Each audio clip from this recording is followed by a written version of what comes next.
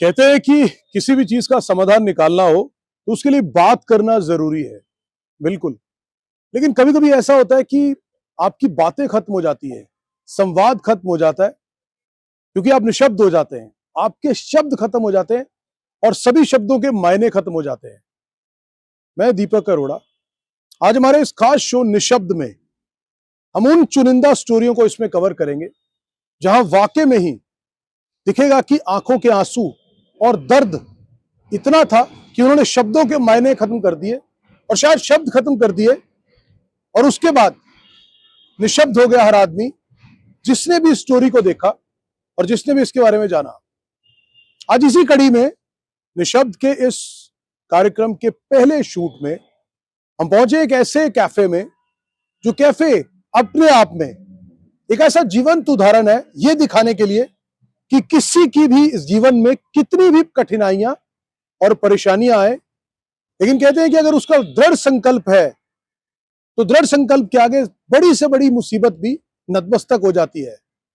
आज हम गुड़गांव दिल्ली के एक ऐसे कैफे में है जिसका नाम है शीरोज। शीरोज वो कैफे जो महिलाओं के आत्मसम्मान को समर्पित है, जो उनके दृढ़ संकल्प को समर्पित है। आपने हीरोज सुने होंगे, देश विदेश में हम हीरोज की बात करते हैं और बहुत सारे हीरो हैं, महिलाएं भी हीरो हैं, लेकिन इस कैफे का नाम शीरोज किसी विशेष कारण से रखा गया और इसके पीछे एक बहुत बड़ी कहानी है। आज हम उन बच्चियों से, उन बेटियों से भी बात करेंगे जो ये कैफे चलाती हैं, इस कैफे के पीछे पूरी कहानी को जानने के लिए, और वो जो बच्चे हैं उनके साथ उनकी जिंदगी में ऐसा क्या हुआ कि वो तो निशब्द हुए ही, साथ में पूरा समाज निशब्द हो गया, ये जानने के बाद कि इस तरह का घिनौना कृत्य हमारे समाज में करने वाले कुछ दरिंदे भी हैं।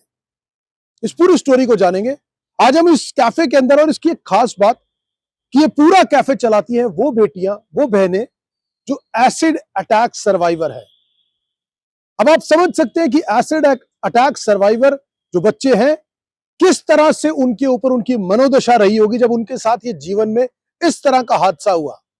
लेकिन कहते हैं कि ईश्वर किसी ना किसी रूप में किसी ना किसी को आपकी जिंदगी में भेजता है, जो आपका हाथ थामता है और आपके लिए सूरज की रोशनी की तरह आपको रास्ता दिखाता है। उसी तरह इन बच्चियों के लिए, इन बहनों के लिए, इन बेटियों के लिए भी छांव फाउंडेशन वो रोशनी बनकर आया।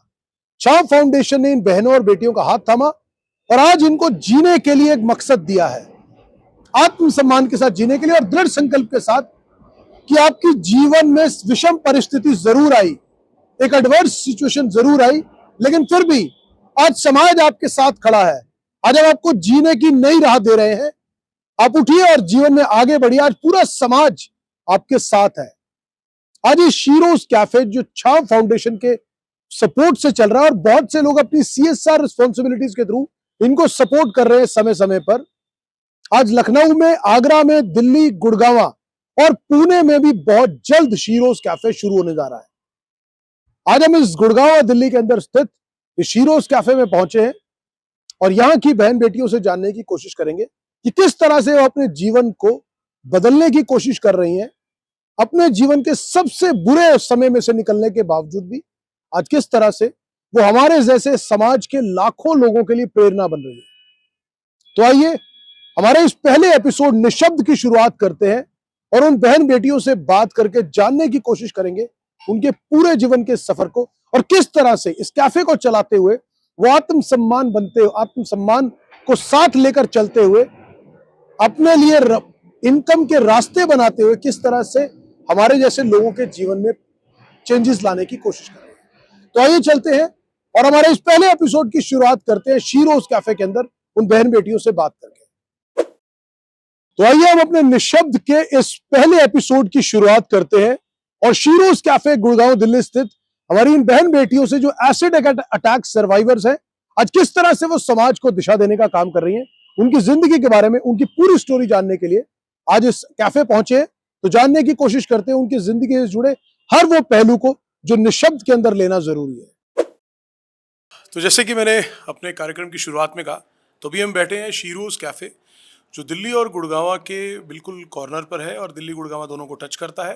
यहाँ पर हमारे साथ कुछ बहनें हैं जो शीरोज कैफे को रन करती हैं और इसमें सबसे इम्पॉर्टेंट बात जो मैंने पहले भी मेंशन की, छांव फाउंडेशन का रोल बहुत महत्वपूर्ण है, क्योंकि वो एक ऐसी एनजीओ और फाउंडेशन चलाते हैं जो इन बच्चों को, जो या तो एसिड अटैक सर्वाइवर्स हैं या बर्न्ड केसेस भी हैं, अगर मान लीजिए किसी घटना के चलते हुए उनके साथ घर में या किसी ऐसी जगह पर हुआ कि जिसमें बर्न्ड केसेस भी हुए, तो उसके बाद भी उन बच्चों के लिए भी एक उम्मीद की किरण के तौर पर छांव फाउंडेशन है, जो उनके अलग अलग कैफेज में उनके लिए किस तरह से उनकी ज़िंदगी को बेहतर बनाने का काम कर रहे हैं।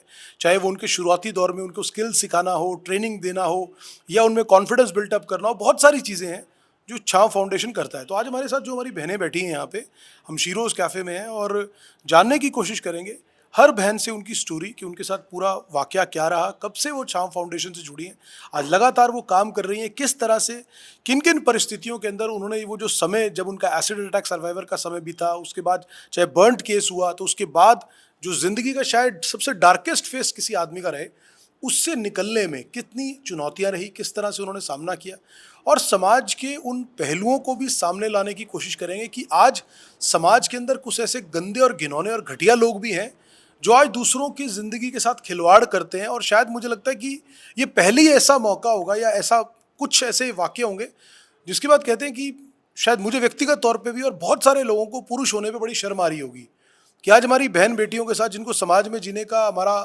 लोकतंत्र हमारा अधिकार देता है, हमारा कानून, हमारा संविधान अधिकार देता है, तो किस तरह से कुछ नीच और घटिया लोग अपनी घिनौनी सोच की वजह से इस तरह की कुकृत्य करते हैं कि जिसकी वजह से शायद मुझे लगता है कि पूरे पुरुष समाज पर ही ये सवाल उठता है। और वास्तविकता में शर्म आती है ये बोलने पे कि आज इस समाज के अंदर हम खुद पुरुष के तौर पर समाज को रिप्रेजेंट करते हैं, जहाँ पर ऐसे गंदे और घटिया लोग भी हैं।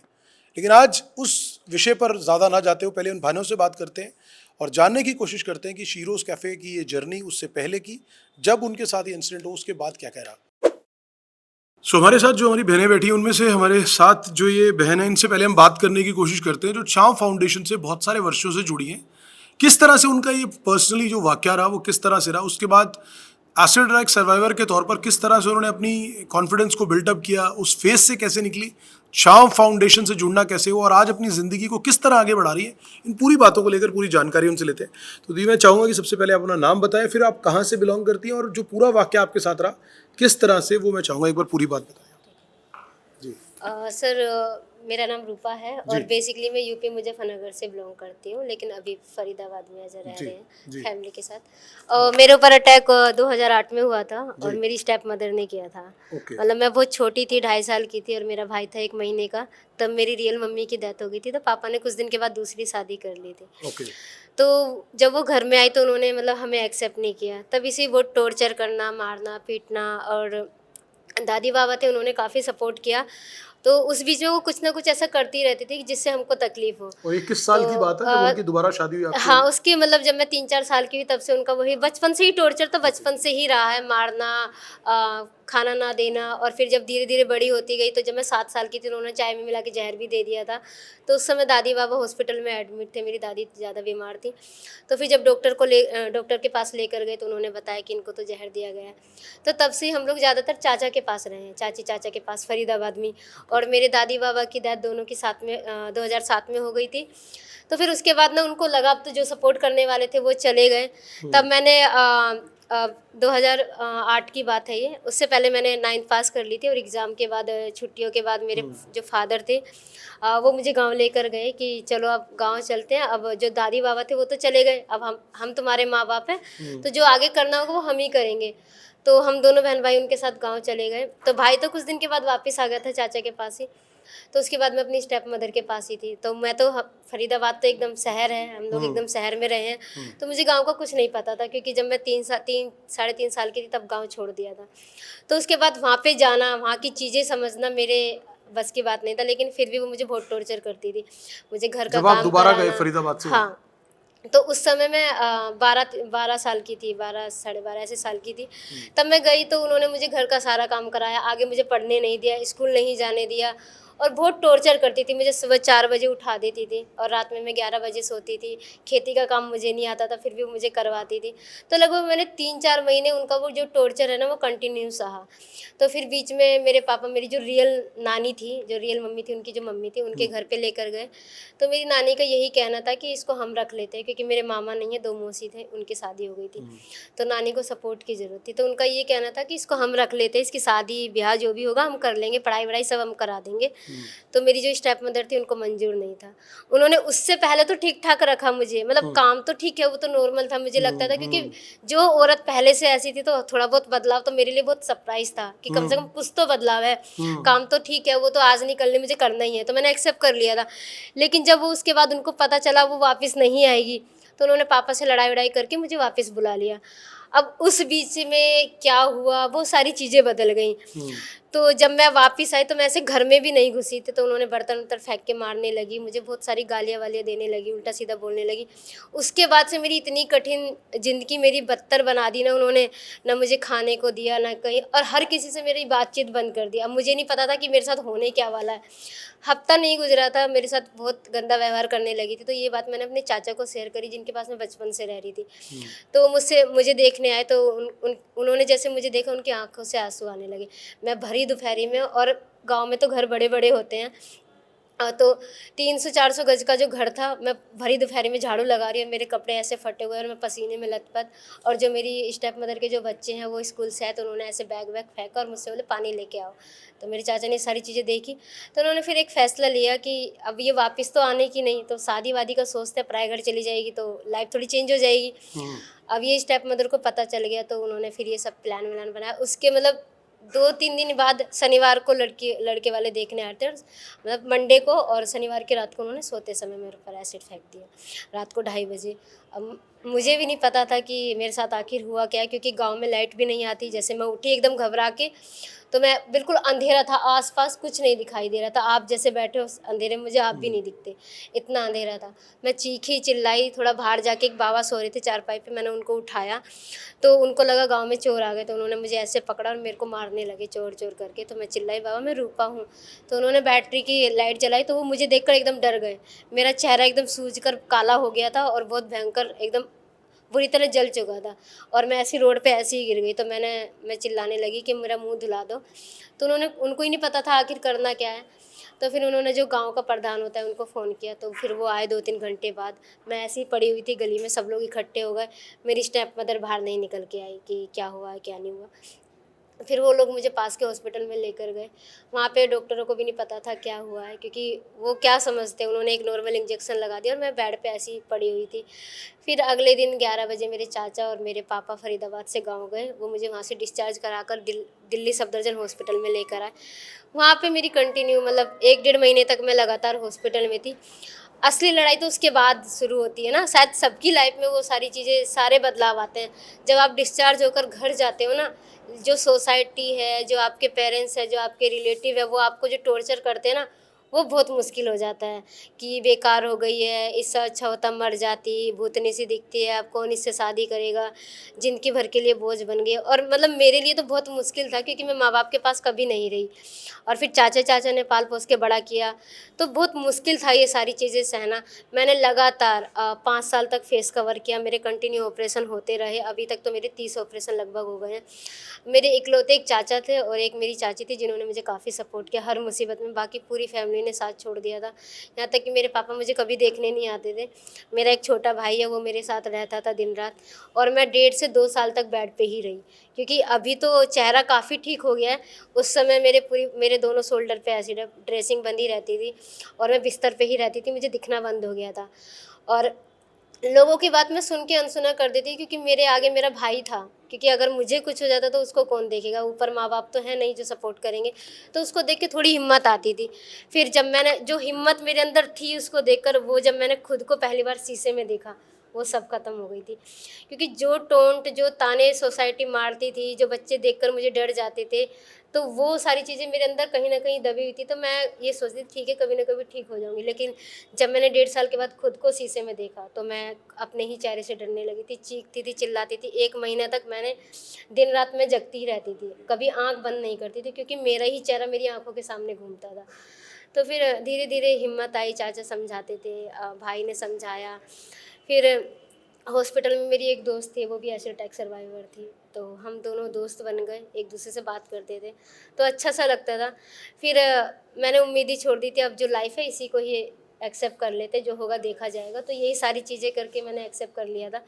फिर 2013 में छाँव के बारे में मेरी जो दोस्त है उसी ने मुझे बताया था, वो पहली बार और आपका जो ये इंसिडेंट हुआ था ये 2008 में हुआ था, और 2008 मैं में 2013 में लगभग तब से 5 आप साल तब से दिल्ली में ही रहे? मैं घर में ही रहती थी, फरीदाबाद में कमरे में ही रहती थी, बाहर नहीं जाती थी, क्योंकि मैंने बताया सोसाइटी ताने मारती थी, फैमिली वाले बाहर जाते थे, उनसे बोलती थी कि उसको घर में ही रखा करो, बच्चे देखकर डर जाएंगे, तो वही सब चीज़ें थे। लेकिन जब मैं छाँव में आई, मेरी सबसे पहले मुलाकात आलोक भाई से हुई थी, जिन्होंने ये कैंपेन स्टार्ट किया था।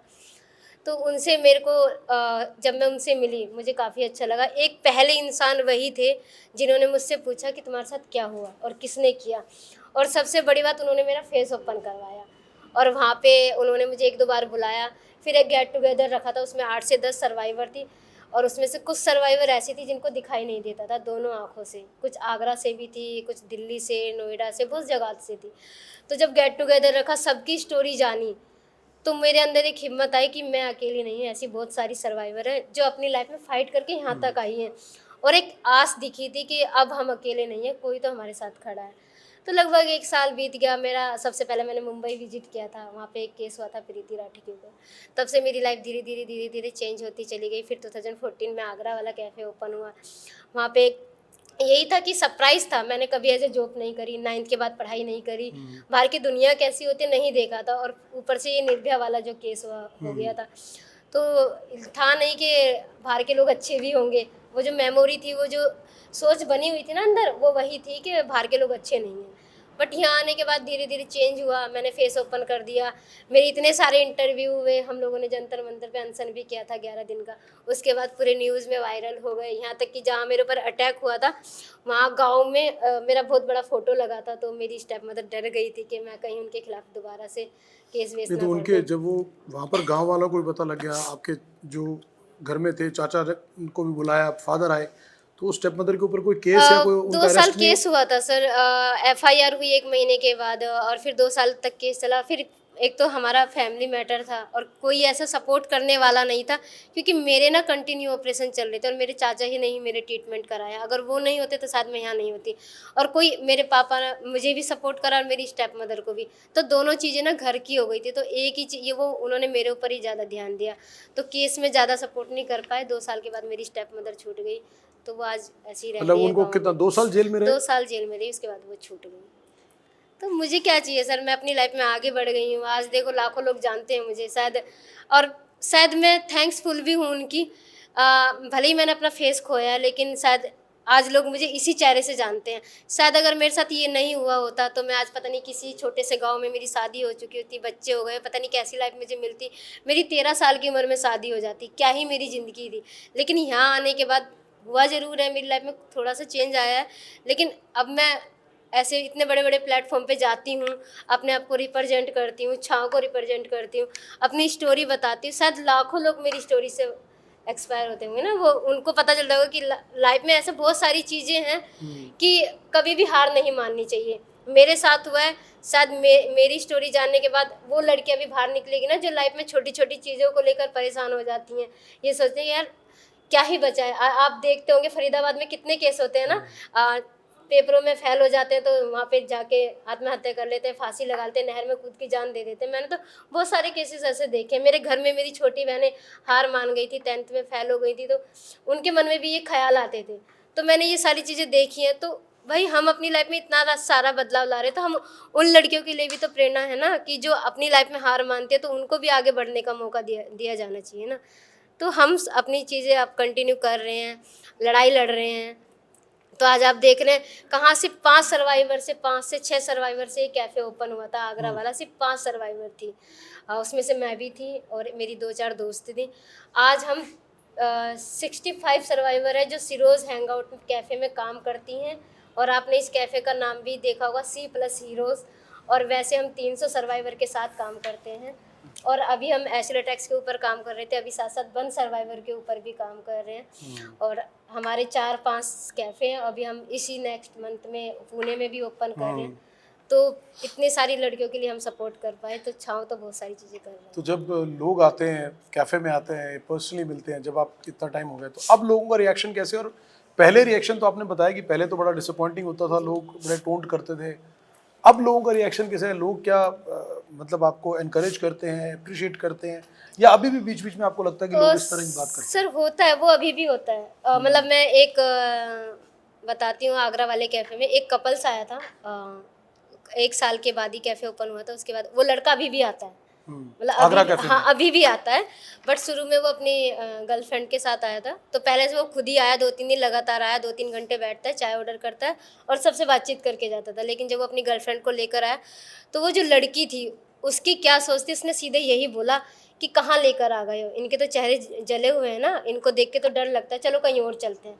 तो उसने पता नहीं उसको क्या समझाया, उसके बाद वो भी आने लगी और वो अभी भी आते हैं। मतलब ये देखकर अच्छा लगा कि लड़का होके लड़की को समझा रहा है। और ऐसे भी लोग हैं, हमने नोएडा, मेरे साथ तो ऐसे बहुत सारे वाक़ये हुए हैं जो मैं याद भी रखती हूँ और मैं बताती भी हूँ। अभी नोएडा में जब नोएडा वाला कैफ़े ओपन हुआ था, तो एक छोटा बच्चा था 3 साल का ही। हम लोग ऐसे ही बैठे थे सब लोग और चाय चाय पी रहे थे और वो छोटा बच्चा चने खा रहा था। आया और आके मुझे खिलाने लग गया। तो उसकी मम्मी ने बोली जाओ दीदी को खिला के आओ। तो वो खिलाने लगा, मैंने मना किया नहीं, तो वो फिर भी मेरे मुँह में खिला के गया और बैठा और हँस के स्माइल करके चला गया। तो मतलब ये भी एक परवरिश है ना, कहाँ वो बड़ा इंसान और कहाँ छोटा बच्चा। तो हम ना हम क्या सोचते हैं, जो नेगेटिव है ना उसको छोड़ो, जो पॉजिटिव है ना उसको साथ लेके चलो, क्योंकि यही शायद लाइफ में ना आपको आगे बढ़ाती है। और शायद आज देख रहे हैं हम सब एक साथ बैठे हैं, क्योंकि हम एक दूसरे से हिम्मत लेते हैं, एक दूसरे के साथ खड़े होते हैं। शायद यहाँ पे हम लोग अपनी फैमिली के साथ कम रहते हैं, सबकी फैमिली अलग अलग है, सब दूर से अब आए, तो एक आपका दूसरे, यही परिवार है यही आपके परिवार, साथ। शायद हमारा ये दूसरा परिवार है, इसको हम ज़्यादा मिस करते हैं। हम लोग घर भी बहुत कम जाते हैं, अगर जाते भी हैं तो एक दूसरे को इतना मिस करते हैं, और तो यहीं मिलते हैं सबके सब। तो अच्छा लगता है कि हम एक फैमिली बना पाए, एक दोस्त बना पाए, एक ऐसा माहौल बना पाए कि हम शायद अपनी फैमिली को कम, हम छोटी छोटी चीज़ों में खुशियाँ ढूंढ लेते हैं। किसी का बर्थडे आता है तो एक दूसरे के साथ एंजॉय कर लिया, पार्टी कर ली, बाहर चले गए घूमने, कहीं ग्रुप बना, कहाँ मैं अकेले जाती थी, मुझे डर लगता था कि लोग मुझे कमेंट ना कर दें, मुझे कुछ बोल ना दें, मैं कैसे जवाब दूंगी। अब हम ग्रुप में निकलते हैं ना, तो लोग अलग ही दिखते हैं कि भाई ये अलग ग्रुप आ रहा है, एक जलवा अलग होता है हमारी सिरोज टीवी का। सिरोज टीवी हो, चाहे सिरोज कैफ़े हो, चाहे वो छाव फाउंडेशन की टीम हो, हम कहीं भी मीटिंग करने जाते हैं, कहीं भी इवेंट करने जाते हैं, एक अलग ही जज्बा होता है हम लोगों का, एक अलग ही हिम्मत होती है, सर उठा के चलते हैं। सामने वाला भी देख कर ये लगता है कि हाँ भाई कुछ तो है। तो ये बदलाव तो सर हमारे अंदर छाव में जुड़ने के बाद ही आया है। तो छाव फाउंडेशन को भी बहुत क्रेडिट जाता है, और हम बिल्कुल। मतलब यही कहेंगे कि जिस तरह से छाव ने पहल की हमारी इन बहनों को साथ जोड़ने की, आगे बढ़ाने की लाइफ में, तो मुझे लगता है कि और बहुत सारे लोग भी प्रेरणा बिल्कुल लेंगे इससे। बिल्कुल सर, इसी मतलब यही है ना कि छाव में हम जॉब तो करते हैं, जॉब के साथ साथ हम इतने सारी चीज़ें करते हैं ना। जॉब तो हमारा एक जरिया है कि हमें सैलरी मिलती है, हम अपनी फैमिली को चलाते हैं और अपना पेट पालते हैं, वो तो हो गया एक अलग। लेकिन शायद मैं इतने सारे एनजीओ को जानती हूँ, मैंने विजिट भी किया है, पर मुझे नहीं लगता कोई एनजीओ इतना अच्छा काम कर रहा होगा। सब छाव के बाद ही इतने सारे एनजीओ ओपन हुए हैं, लेकिन सब यही है, कंपनसेशन मिल गया, उनका ट्रीटमेंट हो गया, बात खत्म। लेकिन ट्रीटमेंट के बाद क्या करेंगे, वो जो 4-5 लाख रुपए मिलता है उसके बाद वो ख़त्म हो जाएगा तो कहाँ जाएंगे। लेकिन यहाँ पे क्या है, कैफ़े है, आपका ट्रीटमेंट भी फ्री होता है, एक एक महीना हम लोग बेड रेस्ट पे रहते हैं, वो सैलरी हमारी नहीं कटती है। इसके बावजूद भी हम लोग स्पेन तक विजिट करके आए हैं।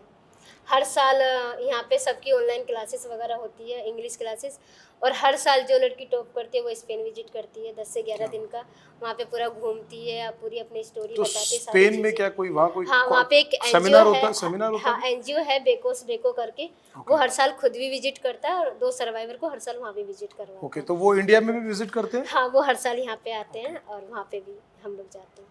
तो ये सारी चीज़ें हम लोगों को यहाँ पे मिलती है। इससे बढ़िया इतने बड़े बड़े प्लेटफॉर्म पे हमने कितनी सारी लड़कियों ने टेडेक्स दिया है, जो स्टॉक दिया है, और इतने बड़े बड़े प्लेटफॉर्म पे रैम वॉक करते हैं। मैं जब यहाँ आई थी 2013 में, हैदर मूवी आई थी, तो मैंने और एक भैया हैं, हम लोगों ने मिलकर ड्रेस डिज़ाइन करी थी। मनीष मल्होत्रा के साथ मैंने रैम वॉक किया है। तो मतलब हम ये तो जॉब है, इसका क्या है, लेकिन जो इतने सारे हम लोग एक्टिविटी करते रहते हैं छाँव में, कभी कुछ 15-15 20 दिन के लिए टूर पे चले जाते हैं, कि यात्रा निकालते हैं, सिरोज यात्रा, और अलग अलग देशों में जाके, अलग अलग जगहों पे जाके अपनी टीम को लेके पूरा छाँव के बारे में ब्रीफ करते हैं, एसिड अटैक पे हम कैसे काम करते हैं वो सारा ब्रीफ करते हैं। कई सर्वाइवर हुई, रीच आउट करते हैं, रीच आउट की पूरी टीम बनी हुई है, हमारी टीम बनी हुई है, मेरी हमारी दोस्त है एक अंशु, वो पूरा रीच आउट से लेके मेडिकल का पूरा देखती हैं।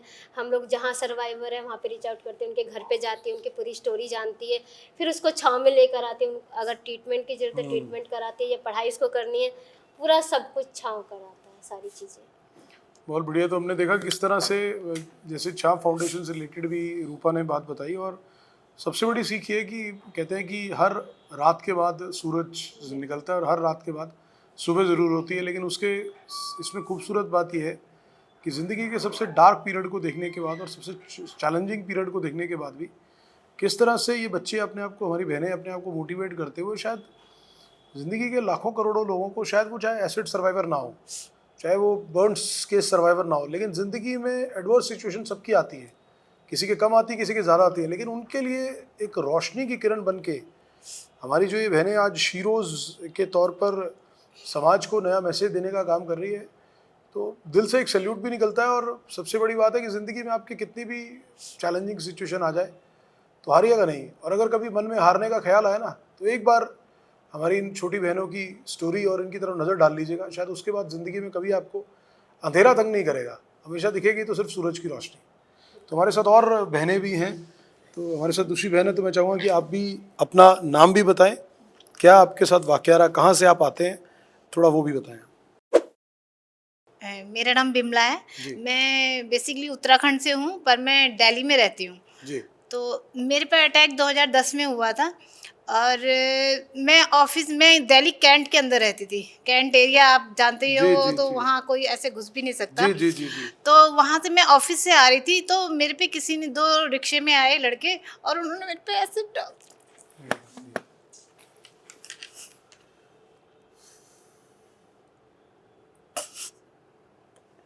आप तो इतना हौसला करके आप लोगों को प्रेरणा दे रही हैं, तो आप रोइए नहीं, अब तो पूरा समाज आपके साथ है, हम आपके साथ हैं, पूरी सोसाइटी आपके साथ है। तो इतनी हिम्मत वाली हो। और आप जैसी बहनें पता नहीं कितनी लाखों करोड़ों महिलाओं को हिम्मत देती हैं।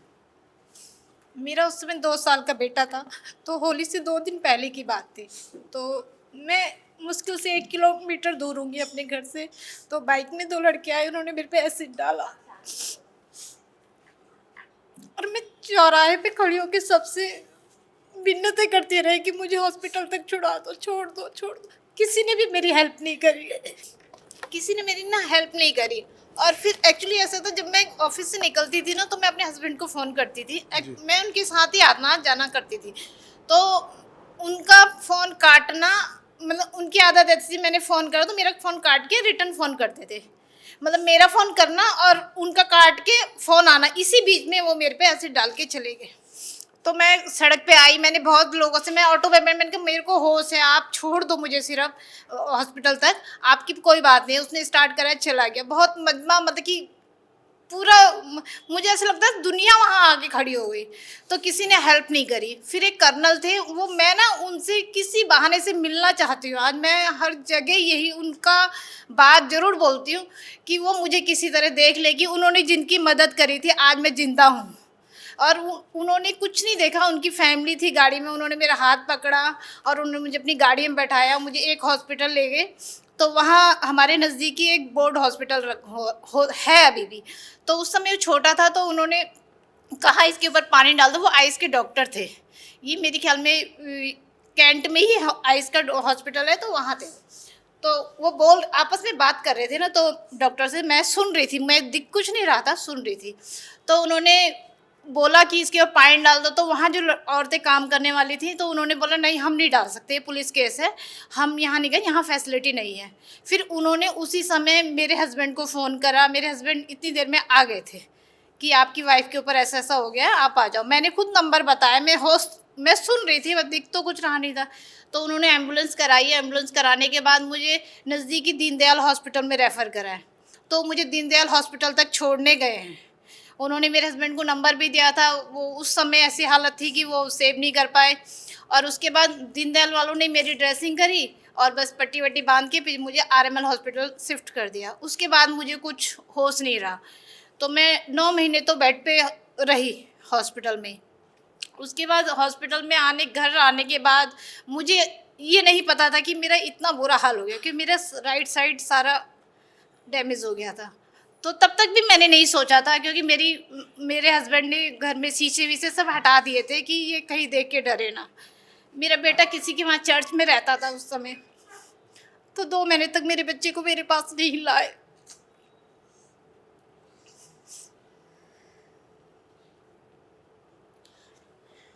फिर बड़ी मुश्किल से उसको समझाया गया, बेटा मम्मी है, तो वो कहता नहीं मम्मी मुँह धो के आओ पहले।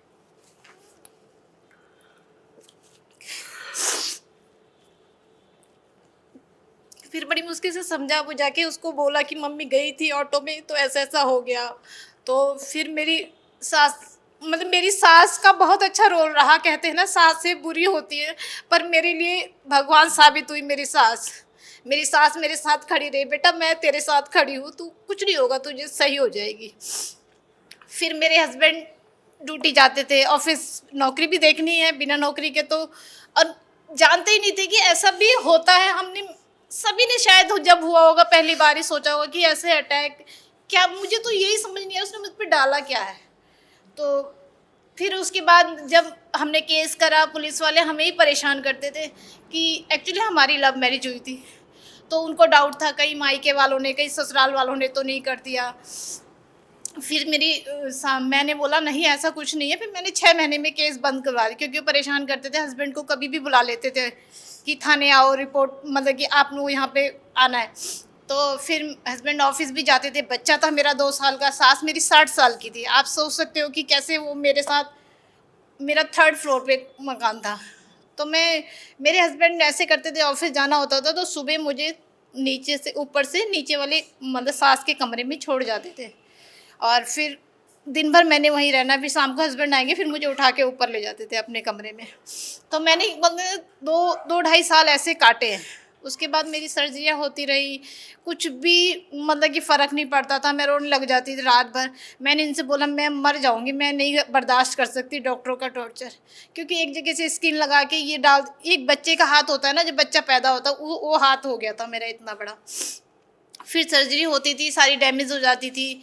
फिर किसी ने मुझे बोला ना, हमारे पड़ोस में थे मुजफ्फरनगर में कोई एक वैद्य बैठते, तो फिर मेरे हस्बैंड ने बोला कि वहाँ दिख। मैंने उनसे रिक्वेस्ट करी कि मुझे, मेरी नंद बोलने लगी क्या कहते नहीं वहाँ मत जाओ, फिर डॉक्टर आपको देखेगा नहीं। ठीक था उनका कहना भी, फिर डॉक्टर हाथ नहीं लगाएगा अगर वहाँ का होगा। तो मैंने कहा नहीं दीदी मुझे जाने दो, और नहीं जाऊँगी तो मैं ऐसे मर जाऊँगी। फिर मैं मुजफ्फरनगर गई, मेरा एक दिन गई तो उसने बोला कि क्या कहते हैं आप पट्टी यहाँ से कराने आना। तो मुझे जैसे आज गई हूँ एक दिन छोड़ के, फिर मुझे नेक्स्ट डे वहाँ जाना पड़ता था। मैंने वहाँ भी मतलब कि 9 महीने कंटिन्यू गई हूँ एक दिन छोड़ के। फिर उसके बाद मेरी सास ने बोला बेटा मुझे दवाई घर के लिए दे दे, मेरा बेटा कर देगा पट्टी। फिर मम्मी वहाँ से दवाई लाती थी, तो मेरे हस्बैंड घर में मेरी ड्रेसिंग करते, मेरे देवर और मम्मी जाती थी साथ में, तो ड्रेसिंग घर में ही करते थे। मुझे घर में मेरी जैसे वहाँ एक बार करती थी, यहाँ दो टाइम करती थी, और रेगुलर करती थी, मतलब डेली चेंज करती। फिर मेरी धीरे धीरे रिकवरी होने लग गई। फिर रह गई थी सर्जरियाँ, क्योंकि आंख डैमेज हो गई थी, गर्दन जुड़ गई थी, हाथ सारे ऐसे जॉइंट हो गए थे, ये सब हॉस्पिटल में हो गया था।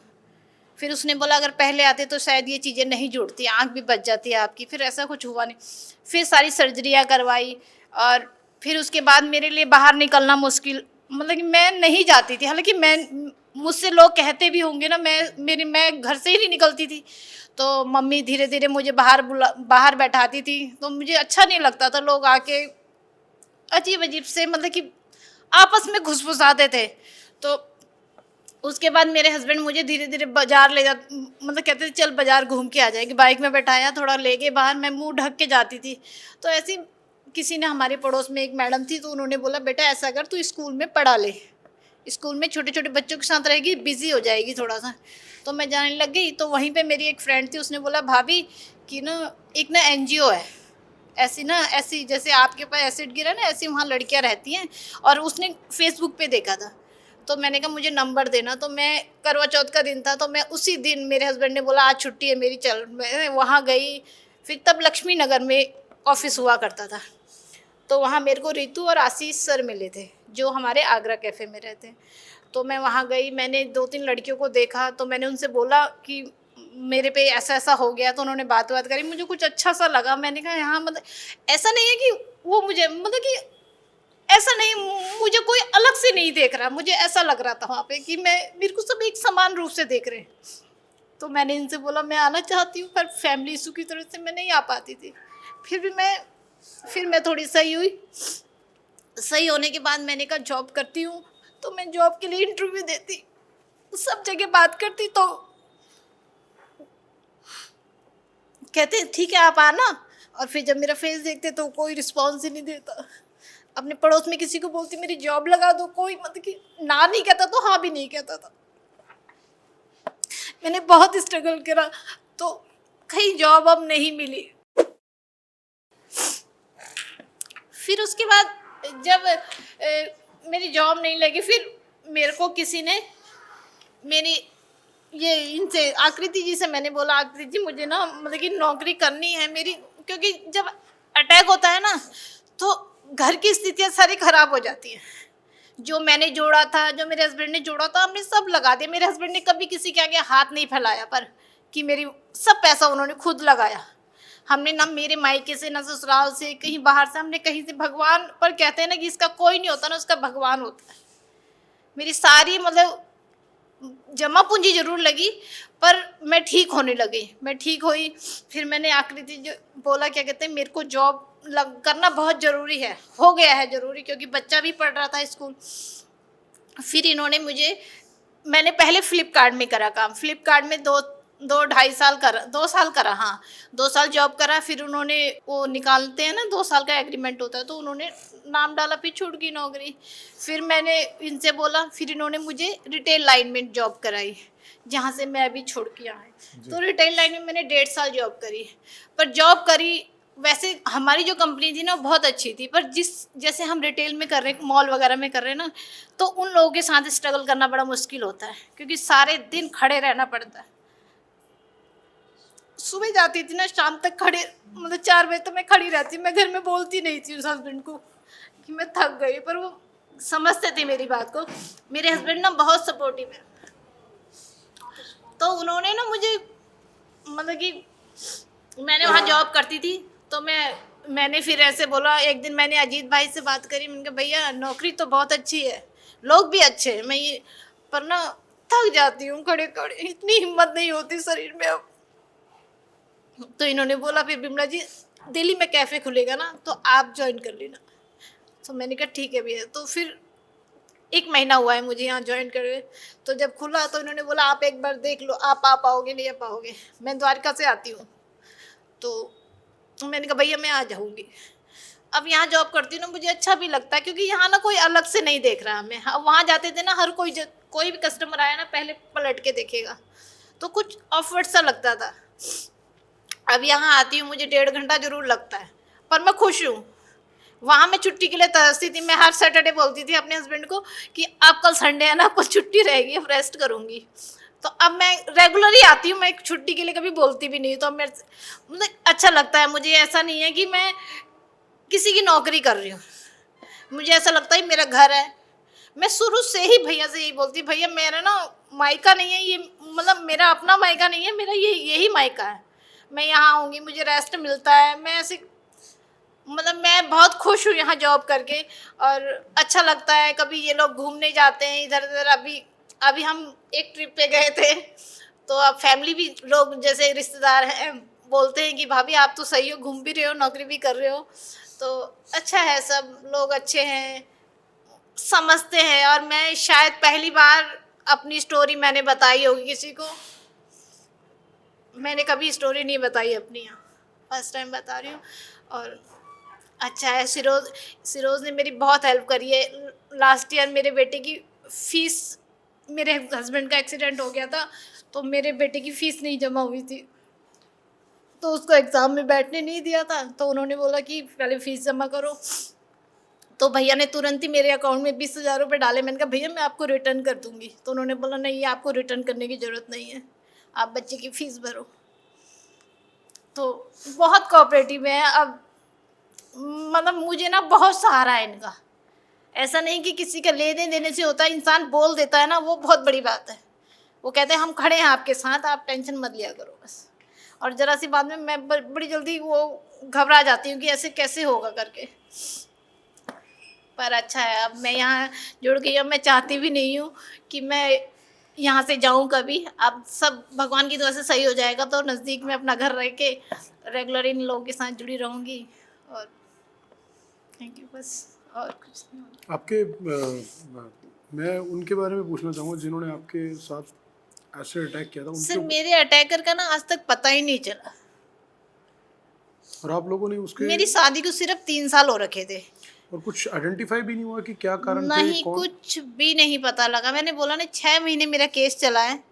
पुलिस वाले मेरे हमको ही बोलते थे कि आप बताओ आप बताओ। मैं और मेरी फैमिली से अगर आप मिलोगे ना, आप कहोगे ऐसी फैमिली किसी की नहीं होगी। मेरी फैमिली में चाहे मेरी सास हो, जेठ हो, जेठानी हो, देवर हो, देरानी, सब अच्छे हैं। और एक्चुअली मतलब जो पड़ोसी बोलते थे वो कहते थे हमारे उस समय ना इलेक्शन चल रहे थे, तो जो लड़की उठी थी ना इलेक्शन में, तो उसका फेस और मेरा फेस ना सेम सेम मिलता है। तो जब मेरे हस्बैंड मुझे ऑफिस छोड़ने जाते थे ना, कई बार मैं देखती थी कि वो भी रिक्शे में जाते। अब ये मुझे बताते थे कि ये हमारे उधर से उठी हुई है करके, इलेक्शन बोर्ड में उठी हुई है लड़की।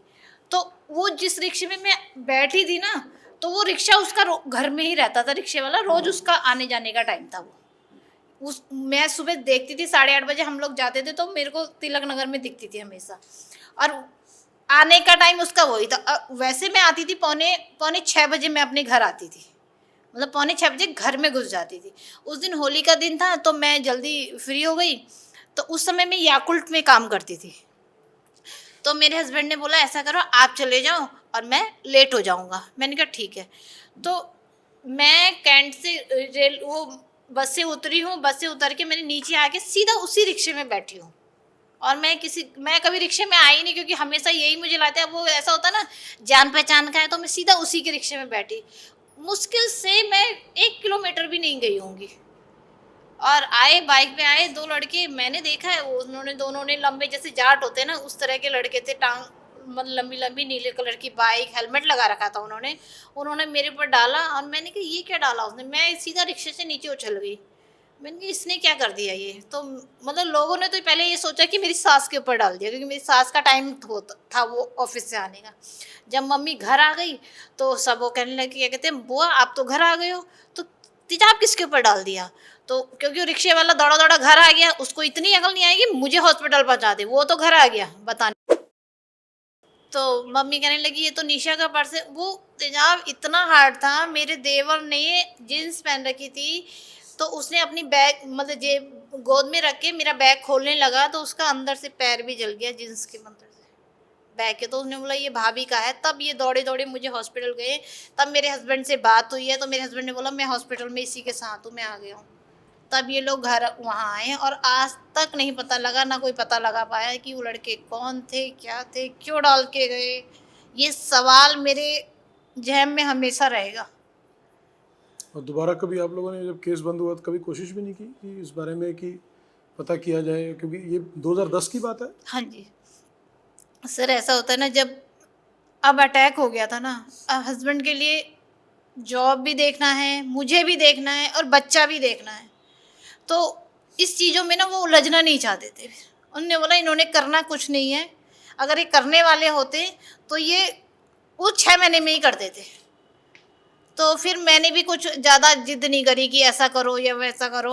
अब कई ऐसा एक दिन मैं घर से आ रही थी तो पुलिस वाले खड़े थे, अरे तू सही हो गई। मैंने कहा आपने तो कुछ करा नहीं। मैंने यही बोला, मैंने कहा आपने तो कुछ करा नहीं, आपको तो उम्मीद भी नहीं होगी मैं कि चल पाऊंगी। देख लो मैं खड़ी हूँ आपके आगे, ऐसे हमारे गेट के आगे किसी केस में आए होंगे। तो उन्होंने मुझे पहचान लिया कि ये वो लड़की। पर किसी का कोई एक्शन नहीं लिया भैया, किसी ने भी नहीं। मेरे से बोलते कि तुम्हारे ससुराल वालों ने कर दिया होगा। मैंने कहा अगर ससुराल वाले करते तो मुझे इतना वो क्यों करते। पर कुछ भी नहीं हुआ। आज बेटा तो आपका 17-18 साल का होगा। हाँ, बेटा मेरा अब ये कंप्यूटर साइंस में उसने डिप्लोमा करा है, लास्ट ईयर है उसका, और अब बीटेक की तैयारी करेगा। अभी एक छोटा बेटा है मेरा, वो 7th क्लास में है, 13 साल का है। अटैक के बाद मेरा दूसरा बेटा हुआ है। परिवार ठीक है, हस्बैंड और हाँ, उनका हस्बैंड बहुत अच्छे हैं। सास का मिलता अभी? नहीं, सास तो मेरी एक्सपायर हो गई हैं लास्ट ईयर, और हस्बैंड अच्छे हैं मेरे। दोनों बच्चे भगवान की दुआ से ठीक है। लेकिन आपके केस बड़े सवाल उठाता है कि एक तरफ आपके पति है, वो भी एक पुरुष है, उन्होंने इतने बड़े इंसिडेंट के बाद आपका पूरा साथ दिया लगातार 15 साल से, और एक जिसको बोलते हैं ना कि आपके साथ पिलर बन के आपके साथ खड़े हैं, और एक वो लोग थे, अब वो किस वजह से उन्होंने किया, क्योंकि वो आज तक बात पता नहीं लगी। लेकिन वो सवाल इतना बड़ा है कि जो सवाल मैं भी समझ सकता हूँ कि वो सवाल अंदर ही अंदर आपको भी कहीं ना कहीं चोट पहुंचाता होगा कि मेरा आखिर कसूर क्या था, बिल्कुल, मैं कि मेरा आज तक कसूर क्या था कि मैं अपने परिवार तक सीमित और अपनी नौकरी तक सीमित एक आम महिला, एक साधारण महिला, और मेरे साथ मेरी ज़िंदगी के अंदर इतना बड़ा खिलवाड़ कर दिया। मतलब मैंने ना कभी, मैं बोल नहीं पाती हूँ किसी से, पर मेरे ज़हन में हमेशा ये सवाल घूमता है कि ये किसने किया होगा। मैं उस इंसान से एक बार मिलना चाहती हूँ कि तूने क्यों किया है, बस, और कुछ कारण नहीं। और आपने जो ज़िंदगी के आप जिस स्टेज पे अभी पहुंची हैं, और जिस तरह से आप अपनी ऊर्जा को, अपने पलों को समेट के जीने की कोशिश कर रहे हैं, तो हम बस यही चाहेंगे और यही दुआ करेंगे कि अब एक ऐसा हादसा आपके साथ हुआ, लेकिन आज शायद आप एक इन बहनों के परिवार के साथ, इतने सारे जो शीरोज के परिवार में जुड़ी है, तो आपके जीवन में खुशियां आए, कि जो बाकी आपकी ज़िंदगी है वो खुशी बीते, कॉन्फिडेंस के साथ बीते, और बहुत सारी महिलाओं बेटियों को प्रेरणा दें। बस यही हमारी आपके लिए मे, शुभकामनाएं। मेरे हस्बैंड है ना, मैंने कभी कभी मुझे ये फील नहीं होने दिया कि तुझे ऐसा हो रखा है या तेरे पे ऐसा है, शक्ल तेरी ऐसी हो गई, कभी भी नहीं फील होने दिया। और जब मेरा बेटा छोटा था ना, उसको भी यही चीज सिखाई। मेरा बेटा मेरे पास से कहीं जाता नहीं था। अगर पापा बोल के गए ना कि यार मम्मी को ये दवाई देनी है, पेन किलर, आप 2.5-3 साल का बच्चा क्या समझ सकता है। मेरा बेटा कहीं नहीं जाता था, सुबह से शाम तक मेरे पास ही, बेड के पास बैठा रहता था। ना उसको बच्चों के साथ खेलना है, ना उसको कुछ चीज चाहिए, बस बैठे रहना है उसने। जब मेरे को दर्द हुआ, क्योंकि मैं उठ नहीं पाती थी, वो मुझे बोतल देता था और दवाई, मम्मी दवाई खा लो बस। तो मतलब मेरे हस्बैंड ने मेरा बहुत सपोर्ट किया। शायद अगर वो मेरे खुद के पेरेंट्स होते ना, मैं नहीं बचती। तो खुद के पेरेंट्स और खुद की फैमिली का क्या, उनका क्या सपोर्ट रहा, जो परिवार, खुद के परिवार का? मेरी फैमिली, मेरे ससुराल वाले हैं जो, उन्होंने तो मुझे सपोर्ट किया नहीं, है। मैं आपके मतलब मेरे पे मायके की तरफ मायके में, मायके वाले, एक्चुअली ऐसा था, मैंने बताया ना हमारी लव मैरिज थी, तो वो लोग नहीं आते थे मेरे वहाँ, मतलब मिलना जुलना नहीं होता था। तो मेरे अटैक के 3 साल बाद पापा भी एक्सपायर हो गए थे।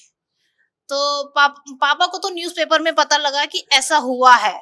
तब पापा ने भाई को बोला कि देख, तो ये हम, मतलब मायके मुझे छोटी बोला जाता है, तो ये छोटी तो नहीं है हमारी, क्योंकि उसमें बिमला नाम लिखा था ना। तो पापा ने न्यूज़पेपर में देखा, तो फिर भाभी ने बोला हाँ ये लग तो वही रही है।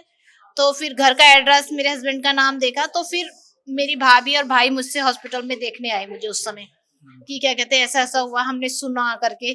तो आए, तो पापा ने तो फिर भी मुझे नहीं देखा, पर पापा मेरे से फोन पे बात तब करने लग गए थे। उसके बाद मेरे से फोन पे बात करने लग गए थे। तो मैंने उनको कभी नहीं बताया कि मैंने कहा पापा नहीं, थोड़ा सा हुआ है बस, पर उन्होंने मुझे देखा नहीं कभी। पर जब मेरे पापा एक्सपायर हुए, तो फर्स्ट टाइम मम्मी ने भी मुझे तभी देखा था, 3 साल बाद, मतलब 2015 में पापा एक्सपायर हुए थे।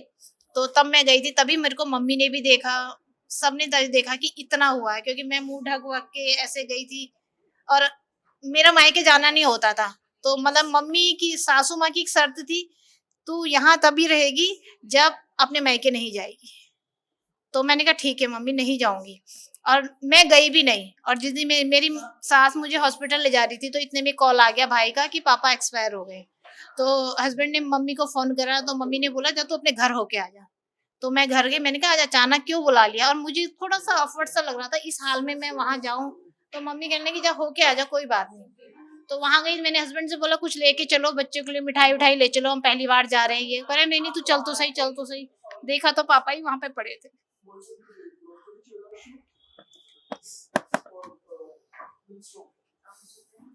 आपकी स्टोरी से मुझे लगता है कि लोग आजकल छोटी छोटी बातों से निराश हो जाते हैं। किसी का कोई काम ना हो, किसी आदमी की इनकम कम हो जाए, थोड़ा सा कुछ दिन स्वास्थ्य खराब हो जाए तो आदमी सोचता है डिप्रेशन में चला जाता है। लेकिन ऐसी चीजें जिंदगी के अंदर ये सिखाती हैं कि जिंदगी आपकी कितनी बड़ी परीक्षा ले सकती है, वो शायद कुदरत ही जानती है। मैं सोचती थी भगवान सारे दुख तूने मेरे इसमें लिख दिए क्या। अभी भी मैं किसी से खुश रहती हूँ, ऐसी बात नहीं है। मैं कभी किसी को नहीं बताती। मैंने आज ही सबके सामने पहली बार शायद ये सारी बातें बताई हैं। आप सोच सकती हो मैं 3 साल पापा से नहीं दिखा है, मैंने 5 साल तक पापा को शक्ल नहीं देखी। और जब मेरे को भेजा गया तो मेरे पापा ही नहीं थे। चलो भगवान को वही मंजूर था। फिर मम्मी भी 2017 में, शायद 17 में मम्मी भी एक्सपायर हो गई। फिर अब मायके में कोई नहीं है, मतलब भाई भाभी वो लोग हैं, मम्मी पापा नहीं है मेरे। अब मेरी last year mother in law भी लेकिन एक्सपायर हो आज निर्मला जी, आज पूरे देश के लोग आपके साथ हैं। आप जैसी बहन बेटियों ने जो जिस तरह से इस चीज का सामना किया और आज पूरे समाज के लिए प्रेरणा बने, मुझे लगता है कि ठीक है आपके परिवार से माता पिता नहीं है, लेकिन हजारों लाखों माँ बाप आज आपको दुआएं भी दे रहे होंगे, देख भी रहे होंगे और उम्मीद भी कर रहे होंगे कि भगवान ना करे किसी की बहन बेटी के साथ ऐसा हो। लेकिन इतनी बड़ी सिचुएशन के बाद भी किस तरह से आपने लड़कर अपने जीवन को निकाला, और सबसे बड़ी बात कि आपने, आपके जो हस्बैंड है, आपकी सास ने जिस तरह से उन्होंने साथ दिया, मुझे लगता है वो भी एक समाज के लिए उदाहरण है, वो भी एक समाज के लिए उदाहरण है। तो हम उम्मीद करेंगे अब शीरोज में रहते हुए अब आपकी जिंदगी में सिर्फ खुशियां रहे। इन बस बाकी साथियों का बस यहाँ जाके तो मैं बहुत खुश हूँ। तो उम्मीद करेंगे कि इसी तरह से जो फाउंडेशन है वो और शीरोज खोलती रहे और हमारी और बहन बेटियों को, मैं ये नहीं कहूँगा कि उनके साथ हो और उन्हें आना पड़े, लेकिन जितनी बहन बेटियां हमारी हैं वो जुड़ना चाहें तो इस परिवार के साथ जुड़ें और इस फाउंडेशन को आगे ले जाएं अपनी जिंदगी को। तो मैं बाकी बहनों के साथ भी, और बहुत धन्यवाद निर्मला जी आपका कि आपने अपनी पूरी इस जर्नी को साझा किया, और हम उम्मीद करेंगे कि अब जीवन भर आपकी आंखों में आंसू ना आए, बस आप अच्छे पल और खुशी के साथ रहिए, हमारी शुभकामनाएं भी। हमारे साथ बाकी बहनें, चंपा जी मैं चाहूंगा कि आप भी अपनी कुछ स्टोरी के बारे में बताएं, क्या स्टोरी घर आए, तो मैं चाहूंगा कि अपना नाम और कहाँ से हैं आप। मेरा नाम शम्पा है और मैं वेस्ट बंगाल से हूँ। कहाँ से? वेस्ट बंगाल। ओके। मेरा पर अटैक हुआ था 2016 में, जब मैं 8 में पढ़ाई कर रही थी उस टाइम। मेरा 2016 में हुआ? हाँ। 8th क्लास में जब आप थे तो क्या वाकया क्या हुआ? स्कूल से आ रहे थे, स्कूल जा रहे थे, या घर के आसपास कहीं हुआ? नहीं, किसने किया, कैसे? रात में हुआ था, घर में सो रही थी उस टाइम, सोने का टाइम हुआ था। ओके, कैसे हुआ घर में, मतलब किसने किया, क्या हुआ ये? मेरा गाँव का लड़का था और उसने मुझे प्रपोज किया था। मुझे 1 साल से डिस्टर्ब कर रही थी वो लड़का ने, तो क्या करते 1 साल से आपके पीछे पड़ा हुआ? हाँ। 8th क्लास में? और ये कौन से साल की बात है? 2016 का। 2016। तब आप वेस्ट बंगाल में वहीं थे? हाँ। वो लड़का ने मुझे प्रपोज किया था तो उसको मैंने मना कर दिया था। उसके बाद उसने क्या किया, उसका फ्रेंड बा सबको देखकर बोलाती थी जो उसको बोल दो एक्सेप्ट करने के लिए। वो जब मैं स्कूल जाती थी तो मुझे रास्ते में रोकते थे, डिस्टर्ब करते थे। तो मैं पढ़ाई करने जा रहे हो, स्कूल जा रहे हो तो रोकते थे रास्ते में? हाँ। तो उसके बाद मैं एक दिन डिसाइड किया कि मम्मी पापा को बता दूंगी जैसे मुझे डिस्टर्ब कर रही है। तो मैंने बता दिया। बताने के बाद मेरे मम्मी पापा और लड़का को बुलाया, तो लड़का ने आया था। तो उसके बाद मम्मी पापा उसको डांटने के बाद उसने क्या किया, उस दिन ही मेरा घर में इवनिंग में टीवी में आग लगा दिया था। मतलब घर में लगाया था लेकिन टीवी जल गया था उसी दिन जिस दिन आपके हाँ, मदर जिस ने दिन और फादर मम्मी ने पापा समझाया डांटा था उसको? उसको। हाँ, आस पड़ोस का ही लड़का था? हाँ, गाँव का है, पास का गाँव। हाँ। और उसके बाद टीवी जलाने के बाद उसका जो चाचा था, मेरे गांव का मेंबर है, जो पंचायत का मेंबर प्रधान होता है, तो मेंबर था। उन्होंने आया था, फिर मीटिंग हुआ, गांव का कुछ लोग था। तो मीटिंग में उसका चाचा बोला था कि जे मेरा जो बेटा है वो माफी मांग लेंगे और जो टीवी का जो प्राइज है वो हम लोग दे देंगे।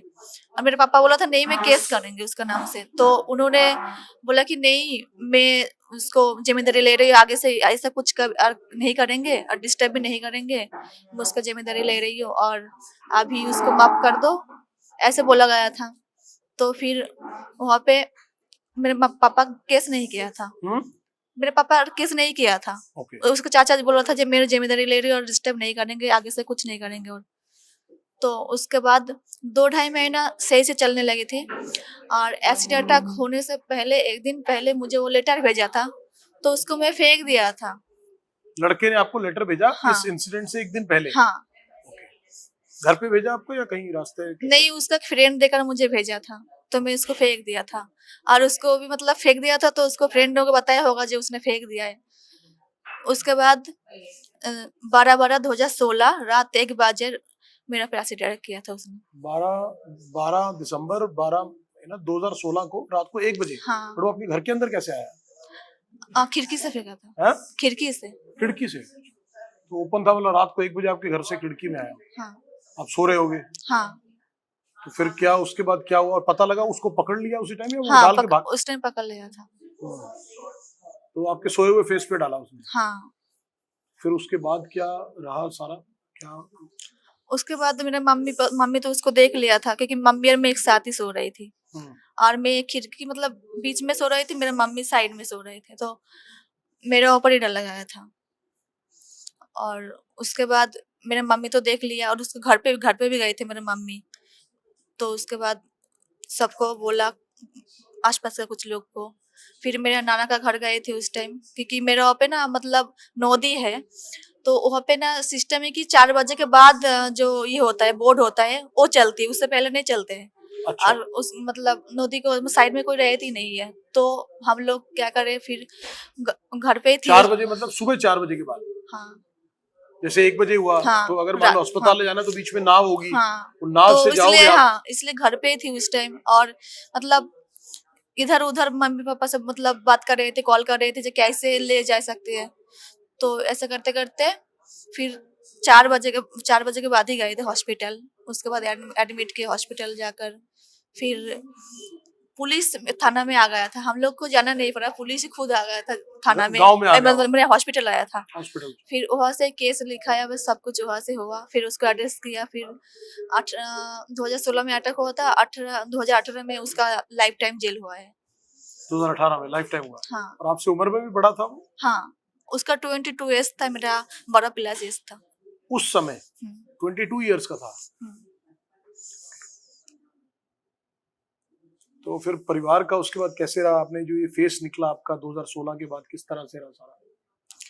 मेरा फैमिली का पूरा सपोर्ट था। मेरा तो फिजिकली में तो ही था, लेकिन मेंटली मतलब मुझे मेरा जब मतलब अलग हो गई सबसे, मेरा कुछ हुआ है ये मुझे मतलब फैमिली का बिहेवियर से मेरा रिलेटिव का बिहेवियर से कुछ पता नहीं चला था मुझे। मतलब ऐसा हो गया था मुझे मतलब 1 हफ्ते में 2 हफ्ते में सब लोग मुझे देखने आती थी, और मुझे पैसा देकर जाती थी। मुझे मेरे पास 7-8 हजार पैसा मतलब जमा हो कौन गया देके था। जाता था? हाँ, मेरे पापा बोलते कि तेरे मम्मी के मत देना, अपने पास रख लेना। और मैं क्या करती, पापा को दे देती थी। मेरे पापा नहीं लेना चाहते थे, बोले तुम्हारे पास रखो। लेकिन उस टाइम तो मैं बाहर नहीं जाती थी, तो क्या करे पैसा। तो और पापा के मतलब जब मार्केट जाती थी मेरे लिए कुछ ना कुछ लेके आ जाती थी खाने के लिए। मतलब उस टाइम मेरे लाइफ में मैं सही से मतलब डिप्रेशन में कुछ मुझे समझ में नहीं दिया है मेरा फैमिली व रिलेटिव। लेकिन प्रॉब्लम ये हुआ था कि मैं जब स्कूल में गया था, तो एक दिन सब बच्चा देख के मुझे डर गया था। मतलब 8 के बाद जब मैं फिर एडमिशन किया, फिर फर्स्ट टाइम जब स्कूल गई थी, उस दिन सब बच्चा मुझे देखकर डर गया था।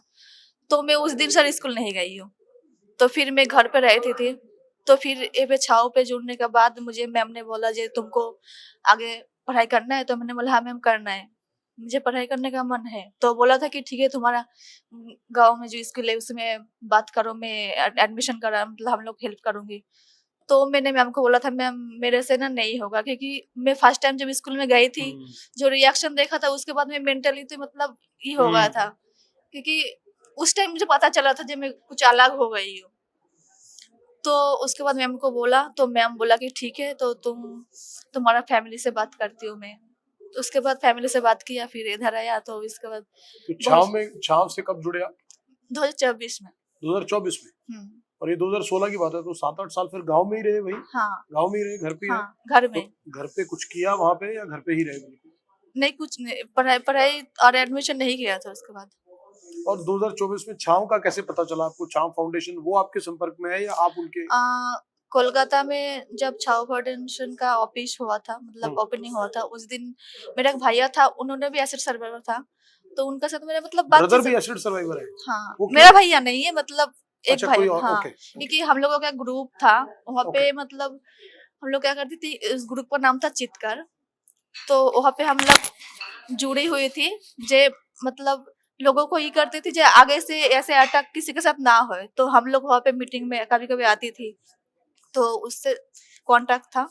तो जब ओपनिंग हुआ था उस दिन मुझे बुलाया था, तो मैं आई थी, उसके बाद जुड़ गई थी। तो 2024 में जुड़े और यहाँ दिल्ली कब आना हुआ वेस्ट बंगाल से? मैं दिसंबर में आए थे, दिसंबर 24 का 2025 में? हाँ। ये लास्ट ईयर हुँ, या उससे पिछले साल 24 में? हुँ। 2025 में? हाँ 2025, ठीक है। तो यहाँ भी आपने ये शीरोज कैफे में अभी आप 1 महीने से इनके साथ हो? हाँ, ठीक है। सब ठीक चल रहा है अभी? हाँ। अभी आप खुश हो? अपने परिवार के, अपने लोगों, अपनी फ्रेंड्स के साथ हो आप? परिवार में बात होती है वहाँ? तो जाना होता है वहाँ फैमिली में अभी? हाँ, जाता तो होता है। खाना होता है? समझ दिए। आपकी स्टोरी से भी हम अपने व्यूअर्स से उनसे फीडबैक लेंगे। आपका मैं चाहूँगा कि आप भी अपना नाम बताएं और क्या आपका जो इंसिडेंट रहा वो भी आप शेयर करेंगे।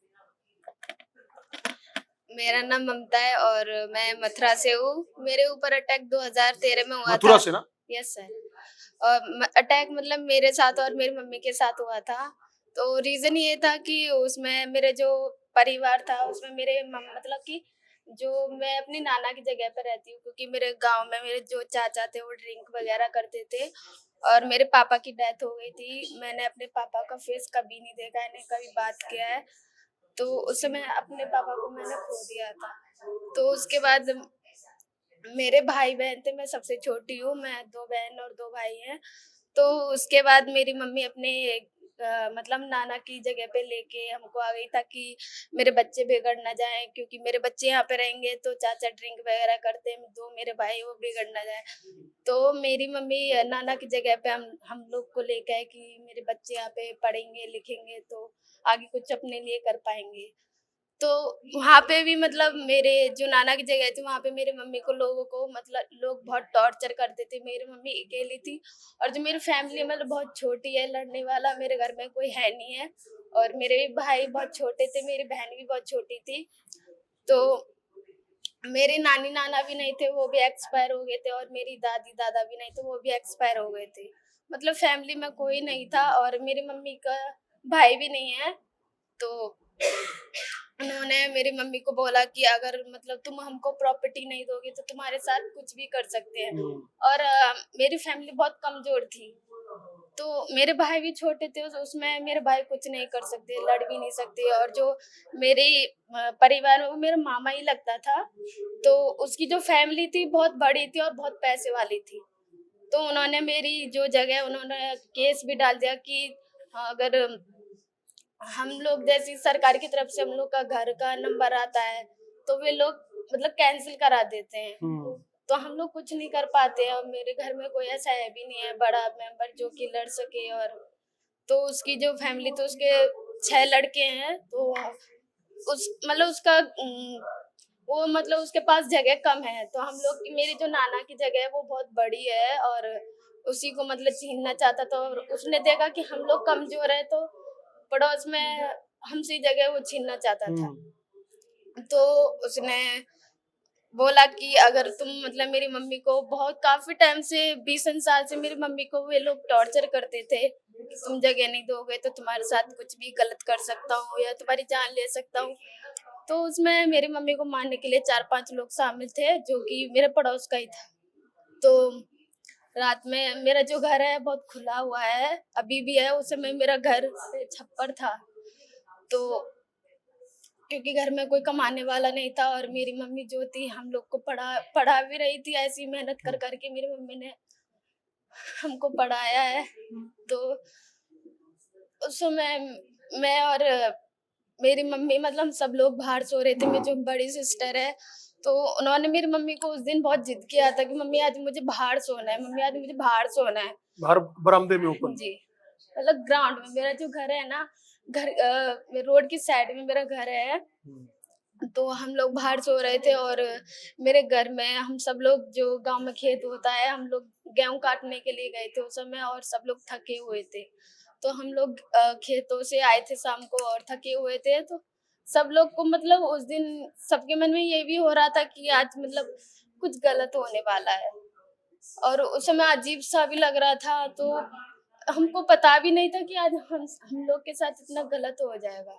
हम लोग अपने घर पे रात को 12 मतलब सो रहे थे, तो अचानक से क्योंकि सब लोग गर्मियों में अपने अपने घर सो गए, घर में अंदर सो गए थे और हमारे घर में कुछ पंखा वगैरह मतलब उस समय कुछ भी नहीं था, तो सब लोग अपने अपने घर में अंदर सो गए और हम लोग सब मतलब हमारी जो फैमिली थी हम सब बाहर सो रहे थे उस समय तो उन्होंने देखा मेरी गली में, पहले देखा कि कोई है तो नहीं है, तो जब उस समय कोई नहीं था मेरी गली में, जब हम सब लोग सो गए, क्योंकि जो इंसान सो जाता तो उसको कुछ पता नहीं चलता है, खो जाता है वो, तो उस समय रात को उसने देखा कि इधर मेरी मम्मी सो रही, इधर मेरा भाई सो रहा, तो उसने मेरी मम्मी को पहले, जो मेरी मम्मी कंबल ओढ़ी थी उसको देखा था उसने अचानक से कि इसमें कौन कौन सो रहा है।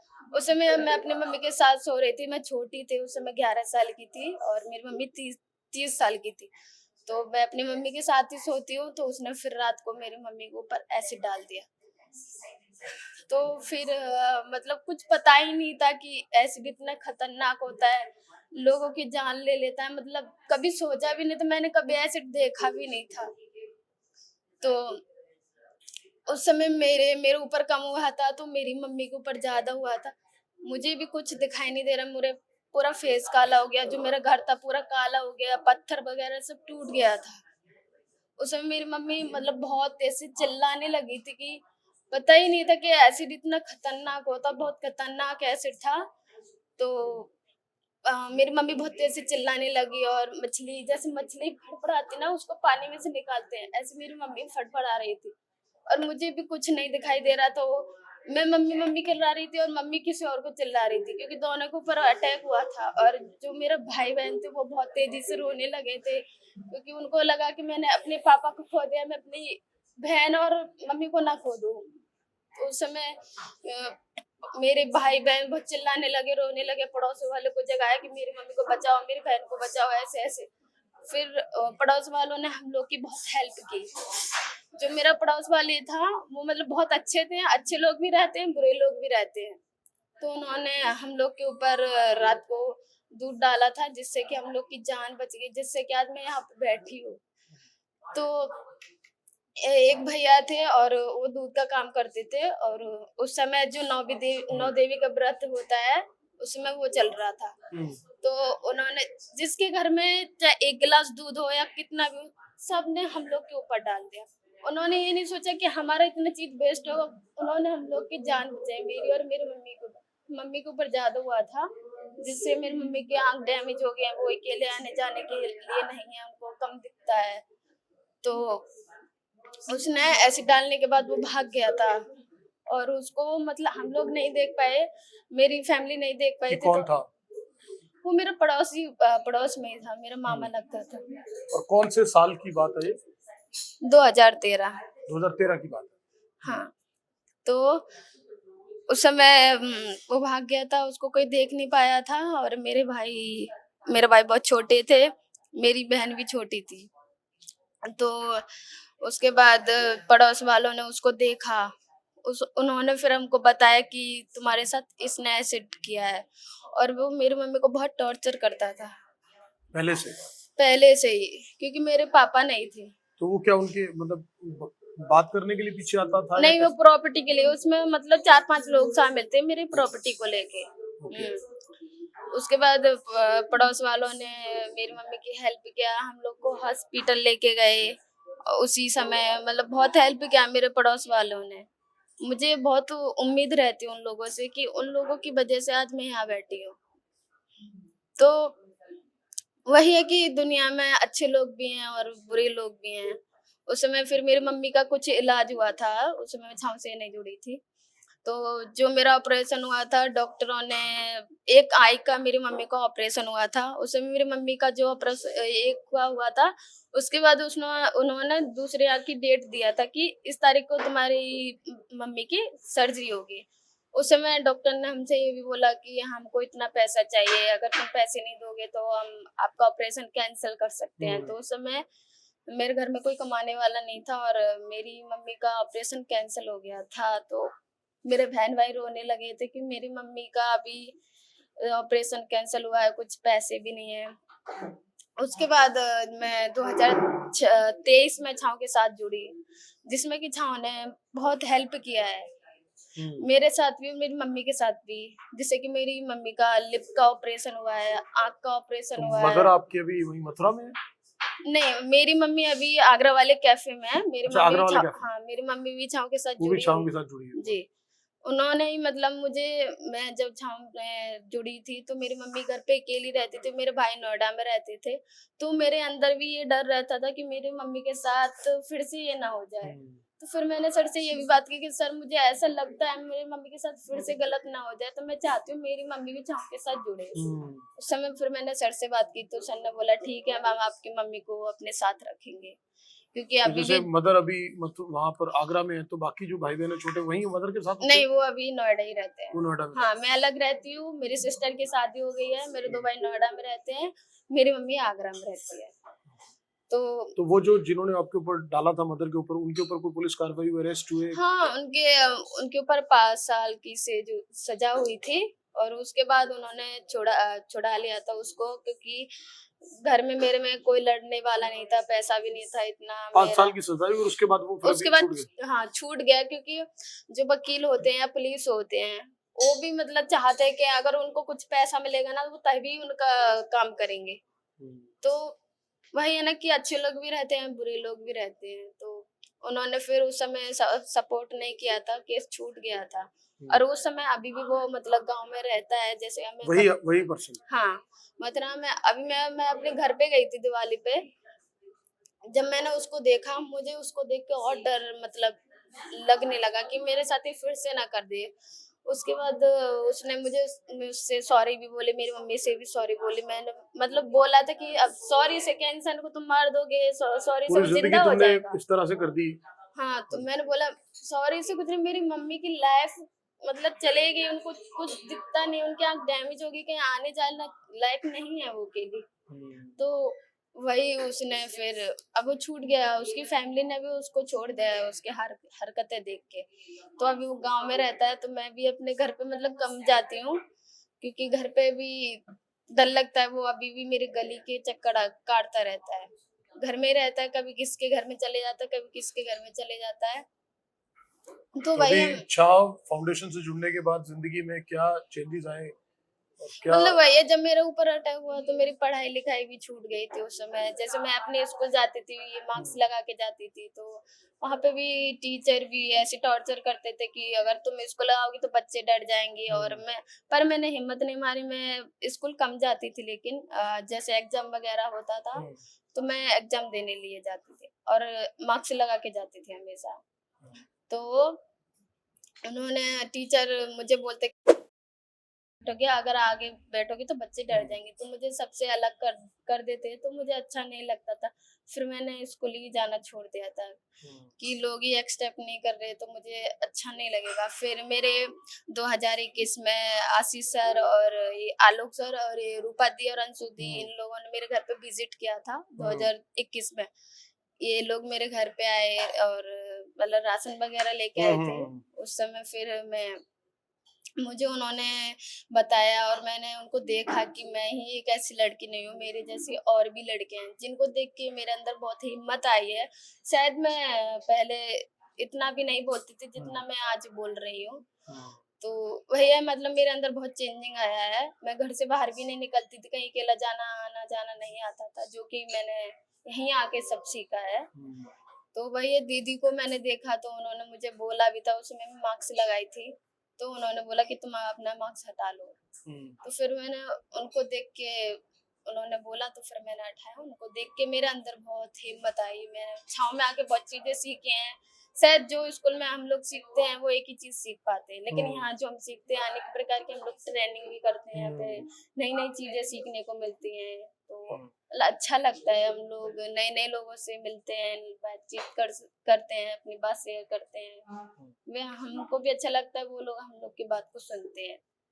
तो चलिए, बहुत कुछ मैंने यही छाँव में आपसे आके उम्मीद सीखा है। करेंगे कि अब छाव में आने के बाद जो आपकी लाइफ थोड़ी बेटर है, इसी तरह से अपनी जिंदगी को और छाव के परिवार के साथ इनकी सपोर्ट से बनाएं। और आपकी भी जो केस रहा उसने मतलब बाकी जो बहनों के साथ ये बताने का काम किया कि किस तरह से डिप्रेसिव पीरियड जरूर हो सकता है लाइफ में, एक ऐसा इंसिडेंट हो सकता है जो शायद आपकी पूरी जिंदगी बदल दे, लेकिन Yes, उसके sir. बाद भी जिस तरह से आप लोगों ने एक दूसरे को सपोर्ट करते हुए भी और अपने आप को मजबूत बनाते हुए आज Yes, भी sir. आप समाज के लिए उदाहरण बन रही है, तो हम भी आपको इस बात के लिए सैल्यूट करते हैं और उम्मीद करेंगे कि आपकी मदर भी इसी तरह से लाइफ में जो वो मेरे ख्याल से आगरा के उसमें है, यस सर, ये आगरा वाले कैफे में मेरी मम्मी जॉब करती है और मैं यहाँ करती हूँ। तो यहाँ भी कितने टाइम से हैं आप अभी? यहाँ अभी हम लोग ने दिसंबर में ही ज्वाइन किया है, क्योंकि ये अभी रिसेंटली ओपन हुआ जी। है। चलिए हम आपसे भी चाहेंगे कि आप भी अपनी स्टोरी हमारे व्यूअर्स के साथ शेयर करें और अपना नाम बताएं, कहाँ से आप आती हैं, क्या आपकी पूरी स्टोरी में रहा, तो वो थोड़ा एक बार आप बताएं। जी। मेरा नाम मुस्कान है, मैं अयोध्या से हूँ। और मेरे साथ एक्सीडेंट हुआ था, खाना बनाते वक्त सिलेंडर ब्लास्ट हो गया था। ओके। अ, इस- मेरी दादी थी, मैं बाहर बाहर पढ़ती थी, मतलब लखनऊ में, मैं और हम्म। मेरा भाई। हम्म। तो मैं ज्यादा किचन में नहीं जाती थी, मुझे नहीं पता था कि किचन में गैस खुली थी या फिर पाइप लीक हो रही थी, क्या हो रहा था मेरे को नहीं पता था। मैं उस टाइम पे घर गई थी अपने, हम्म। और मेरी मम्मी गांव में खेत में गई थी। तो मेरी दादी ने बोला कि मेरे को चाय पीनी है, तो मम्मी मुझे मना करके गई थी कि किचन में कुछ मत करना। तो मैंने दादी को बोला कि अभी अभी मैं आई हूँ, अभी मैं थकी हूँ, अभी नहीं बनाऊंगी। मेरे चाची का छोटा लड़का था, तो मैंने उसको ले लिया कि जिसकी वजह से वो मुझे बार बार ना बोले कि तुम बना दो। तो मैं उसको लिया था, तो वो बोली मैं खुद बना लूंगी, तू चल बाहर खड़ी रहे, मैं बना, तू इसको खिला, मैं बना लूंगी। तो मैंने बोला ठीक है बना लो। वो किचन में गई, फिर उन्होंने लाइटर जला नहीं सकती थी वो, तो वो मेरे से बोली कि दुकान पर से माचिस की तीली ला दे। तो मैंने बोला ठीक है मैं ला के दे रही हूँ, अब बना लो, और मेरे लिए मैगी भी बना दो, मुझे भूख लगा है, मैं बता दूंगी कैसे बनाना है। तो उन्होंने बोला ठीक है। मैं मतलब माचिस दुकान पर से लाई, और मैंने एक हाथ में मतलब अपने चाची के लड़के को पकड़ रखा था। वो बहुत छोटा था, 6 महीने का ही था, और मेरा एक कदम किचन के अंदर था, एक कदम बाहर था। और जैसे ही मैंने माचिस उनको दिया, उन्होंने जलाया। उसके बाद क्या हुआ मुझे कुछ भी नहीं याद था। जब मुझे होश आया तो मैं हॉस्पिटल में थी। तो मैंने हॉस्पिटल में थी, तो मतलब कि मैंने पूछा भी मम्मी से कि मेरे फेस में बहुत ज्यादा हो रखे थे, अभी ठीक हुए हैं, गले में मेरे था बहुत दर्द हो रहा था। तो मैंने पूछा, तो उन्होंने बताया कुछ नहीं, थोड़ी सी मतलब चोट लग गई है। तो मुझे लगा शायद ठीक हो जाएगा, चोट लगी है। तो मैंने कुछ टाइम तक हॉस्पिटल में थी, डॉक्टर लोग आते थे, तो मैं उनसे बार बार बोलती थी कि मेरी छुट्टी कब होगी। तो वो बोलते थे कि एक पट्टी करा लोगी फिर छुट्टी हो जाएगी। तो मैं उसकी वजह से कि मेरी छुट्टी कर देंगे अगले दिन, इसलिए मैं पट्टी करा लेती थी। वो डेली यही बोलते गए, डेली यही बोलते गए। और फिर थोड़े दिन बाद मैंने सोचा कि मेरे साथ में तो दादी भी, तो मैंने दादी और चाची के लड़के को पूछा अपनी मम्मी से कि मम्मी वो लोग कहाँ हैं। तो उन्होंने बताया कि उन लोग को भी साथ में तुम्हारे लग गई है, वो लोग अगले रूम में हैं, मैं तुमको 2 दिन बाद मिलाऊंगी। ऐसे करते करते 6 महीने बीत गए, और 6 महीने जब बीत गए तो डॉक्टर ने मेरे को वहां से छुट्टी दे दिया कि अब ठीक हो गई आपकी लड़की, अब इसको घर लेके जा सकते हो। तो जब मैं घर आई तो मैंने देखा कि दादी वादी कोई मतलब था नहीं वहां पे। और मेरी जो चाची थी, उनका मतलब जो लड़का, मेरी दादी और लड़का छोटा वो एक्सपायर हो गए थे। तो मेरी जो चाची थी, वो जब मेरे को देखने आती थी तब मेरे को बहुत सुना के जाती थी कि तूने मेरे बच्चे को खा लिया, ऐसा है वैसा बहुत बोलती थी। तो मुझे पता नहीं था कि क्या बोल रही है ये। फिर मैंने एक दिन बहुत जिद अब तक किया। आपको पता नहीं था कि वो उनके बेटे हाँ, की भी हो गई और दादी की भी डेथ हो गई मुझे है? नहीं पता था, मेरे घर वाले नहीं बताते थे। तो मैंने बहुत जिद की अपनी मम्मी से, नहीं मुझे दादी से मिलना ही है। तो उन्होंने मेरे को समझाया कि उनको ज्यादा चोट लग गई थी और बाबू को, वो लोग एक्सपायर हो गए। तो उस टाइम पे मैं कुछ बोल ही नहीं पा रही, मतलब मुझे समझ भी नहीं आ रहा था मैं बोलूँ तो बोलूँ ऐसा कब हुआ, कैसे हुआ, कुछ कुछ समझ में नहीं आया। लेकिन मैंने उस टाइम पे कुछ रिएक्शन नहीं किया। फिर मेरे को मतलब जो गांव के लोग थे वो देखने आते थे, तो बहुत ज्यादा मतलब बहुत बुरा बुरा कमेंट करते थे, पास में ही खड़े रह के बोलते थे ये तो ऐसी हो गई है, इसको तो मर जाना चाहिए, इसकी वजह से मेरे और भी जो परिवार में लड़कियां हैं उनकी शादी नहीं होगी, इसको तो दाग है, देखने आएंगे तो शादी नहीं होगी। ऐसे ही बोल के बहुत लोग जाते थे। मेरे मेरे रिलेशन में मेरे पापा की साइड से, मुझे नहीं पता वो कौन थे, वो आए थे, थोड़ी देर बैठे थे, वो बातें कर रहे थे, फिर वो लोग बाहर गए, मैं चल लेती थी। वो लोग कमरे से बाहर गए और मेरी मम्मी से बोल रहे हैं इसको तो खाने में कुछ जहर दे दो, या तो हॉस्पिटल में जाके इसको जहर की सुई लगवा दो। और मैं चल के गेट के पास खड़ी थी, मेरे को ऐसा सुना तो मेरे को मतलब बहुत बुरा लगा, और मेरी मम्मी ने मेरे को आके समझाई थी, ऐसा कुछ नहीं बोला उन्होंने, बहुत प्यार से बातें कर रहे थे, लेकिन मैंने अपने कानों से सुना था, मैं रोने लगी। और मम्मी मुझे चुप कराते कराते वो भी जाके बाहर मतलब साइड में बैठ के बहुत ज्यादा रो रही थी। और जब मेरी मम्मी बाहर जाती थी खेत वगैरह, तो गांव वाले भी उनको ऐसे ही बोलते थे कि तुम्हारी लड़की तो ऐसी है, शादी नहीं होगी, तुम्हारे बेटे की भी शादी नहीं होगी, कोई अपने अपनी बेटी तुम्हारे घर पे देगा नहीं, क्योंकि तुम्हारे घर में ऐसी लड़की है, उसको देख के डर जाएंगे। तो मैं सोचती थी कि मैं अब मुझे नहीं रहना चाहिए, क्योंकि मेरी वजह से मेरे भाई और मेरी मम्मी को बहुत तकलीफ होती थी। मैंने मम्मी को भी देखा था अकेले हुए चुप के ऐसे रोते हुए, पापा को भी देखा था कि मेरी वजह से बहुत तकलीफ, मेरी वजह से मेरे भाई की पढ़ाई छूट गई। उन्हीं बीच में मुझे गांव में तो ऐसा कुछ था नहीं, एसी वगैरह कुछ नहीं था। इसकी वजह से मुझे इन्फेक्शन भी हो गया था, गले में मेरे बहुत ज्यादा घाव थे, तो मुझे इन्फेक्शन हो गया था, पस निकलती थी। तो मेरे भाई ने गांव में मतलब अयोध्या में एक प्राइवेट हॉस्पिटल है, वहां पे मुझे एडमिट कराया था। तो वहां पे भी मैं लमसम 2-3 महीने थी। तो उन्होंने मेरे को जब छुट्टी दिया तो उन्होंने बोला कि इनको मतलब एसी में रखना है, ऐसे इनको धूल मिट्टी नहीं लगनी चाहिए, मक्खी भी नहीं लगनी चाहिए, वो ना फिर इन्फेक्शन ज्यादा हो जाएगा तो बचना मुश्किल हो जाएगा। तो मेरे भाई को मतलब उस टाइम पे मेरे भाई का जॉब भी छूट गया था, क्योंकि वो 6 महीने से मेरे साथ में ही रह रहा था। मेरे घर में अकेले मेरे पापा काम करने वाले थे, वो भी मेरे पापा मिस्त्री हैं। घर पे ना गाँव में जैसे घर बनता है, कभी कदार उनका काम लगता था, कभी नहीं लगता था। तो ऐसी बहुत ज्यादा परेशानी होती थी। तो मैं अपने मामा के घर पे चली गई थी, क्योंकि मेरे मामा के घर पे एसी वगैरह था। तो मैं कुछ टाइम बाद वहां वहां पे रही। जब मैं अच्छे से ठीक हो गई तो मैं वहां से आई। तो मैं उस टाइम पे 9th क्लास में थी। तो मेरा मतलब मैं 10th का मेरा पेपर था। तो मेरे जो स्कूल के टीचर थे उन्होंने बोला था कि उनको नहीं पता था कि मेरे साथ में इतना ज्यादा हो गया, उनको पता था कि थोड़ा बहुत हुआ होगा। तो उन्होंने बोला ठीक है, मैं आपकी लड़की का नाम नहीं काटूंगा, वो पेपर देने आ जाएगी। तो मैं 9th का पेपर तो नहीं दे पाई थी, लेकिन जब मैं 10th का पेपर देने गई थी बोर्ड का, तो मैं फेस तो कवर करके गई थी पूरा, लेकिन मेरे दोनों हाथ जॉइंट हो गए थे। तो जब मैं गई बाहर खड़ी थी, तो जो चेकअप करते उन्होंने चेकअप किया, तो उन्होंने उतरवा दिया। तो जब मैं पेपर देने एंट्री की क्लास में, तो जितने भी लोग थे सारे लोग पेन कॉपी छोड़ के मेरे को ही देख रहे थे। मैं सोच रही थी कि मुझे ही क्यों देख रहे हैं, अपने काम मतलब कोई लिख नहीं रहा था, सब मुझे ही छोड़ के देख रहे थे। और उस टाइम पे मैं बहुत ज्यादा मतलब मुझे बहुत बुरा लग रहा था। और मैं जब लिख रही थी कॉपी, तो कॉपी पे ब्लड ब्लड निकल रहा था मेरे हाथ से। तो स्कूल के जो सर थे उन्होंने मेरे को हैंकी ला के दिया था कि साफ कर लो, कॉपी में ना लगे। तो मैंने साफ किया।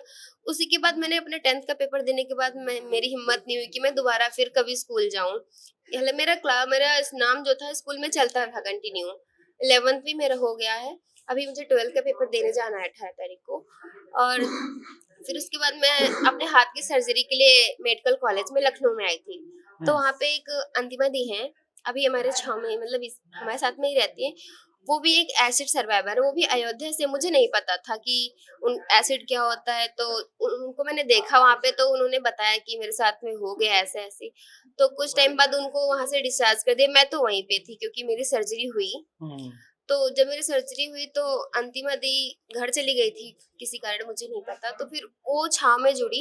तो उन्होंने मेरे को भी बताया कि मुस्कान फोन किया मेरे पास, बोला कि एक छाव मतलब छाव फाउंडेशन करके कोई एनजीओ है जो एसिड और बर्न सर्वाइवर को मतलब यहाँ पे उनकी पढ़ाई भी होती है और रखता भी अच्छा खासा मतलब इलाज भी कराता है। तो मैं सोची मतलब घर पे रह के अपने मम्मी पापा को देखती थी कितना उनको कितनी दिक्कत हो रही है, भाई को कितनी दिक्कत हुई। मैंने सोचा कि मैं जाऊंगी। मैंने अपने पापा से बोला कि पापा मुझे जाना है। तो मेरे पापा ने बोला पागल है तू, मैं तो तुझे सपोर्ट कर रहा हूँ, तू क्यों जाएगी, लोग कुछ भी बोले मैं तो तेरे साथ हूँ। लेकिन मैंने बोला नहीं, मैं जाऊंगी, वहां पे पढ़ाई होती मैं पढ़ूंगी और जो मैं करना चाहती हूँ मैं करूंगी। तो पापा ने बोला कि आजकल बहुत चीजें फ्रॉड चल रही है, नहीं जाना है। तो मैंने अपने भाई से भी बोला, तो भाई ने भी यही बोला। लेकिन मैंने सबसे जिद किया क्योंकि मैंने देखा था कि घर पे जो थे मतलब गांव परिवार के लोग, मेरे को तो कम क्योंकि मैं जाती नहीं थी बाहर। मेरे मम्मी जाती थी, उनको बहुत ताना देते, वो छुप के रोती थी। मेरी वजह से इतनी तकलीफ होती थी उन्हें कि वो मतलब बहुत कम निकलती थी बाहर। तो मैंने बहुत जिद किया, मैं रोने लगी कि नहीं मुझे जाना है, मुझे जाना है। तो पापा ने बोला ठीक है तू जिद करी तो मैं तेरे साथ चलूंगा। तो पापा मेरे साथ में आए थे। मैंने आकृति मैम के पास कॉल किया कि मैम मुझे आना है। तो उन्होंने बताया ठीक है आप मंडे को आ सकते हो। तो फिर मैं अयोध्या से मंडे को नोएडा आई थी। तो मैम लोगों से मेरी बात हुई। फिर वहां पे मैंने देखा कि लोग मेरे जैसे ही हैं और हम्म। मुझे बहुत प्यार से बातें कर रहे थे वहाँ पे। मैम भी ऐसा लग रहा था कि मैं अपने घर को छोड़ के आई नहीं हूँ, अपने मुझे परिवार में ही आई हूँ। दूसरा परिवार मिल गया। तुरंत मैं उन लोगों के साथ बहुत अच्छे से कनेक्ट हो गई। मैं उस टाइम 2025 में आई थी, जून जुलाई में आई थी। हम्म। तब से मैं उधर ही रह रही हूँ। और पहले मैं तो तो नोएडा में ही उनके वहां रह रहे थे आप? हाँ, नोएडा में हमारा नीचे मतलब ऑफिस है, ऊपर हम लोग रहते थे।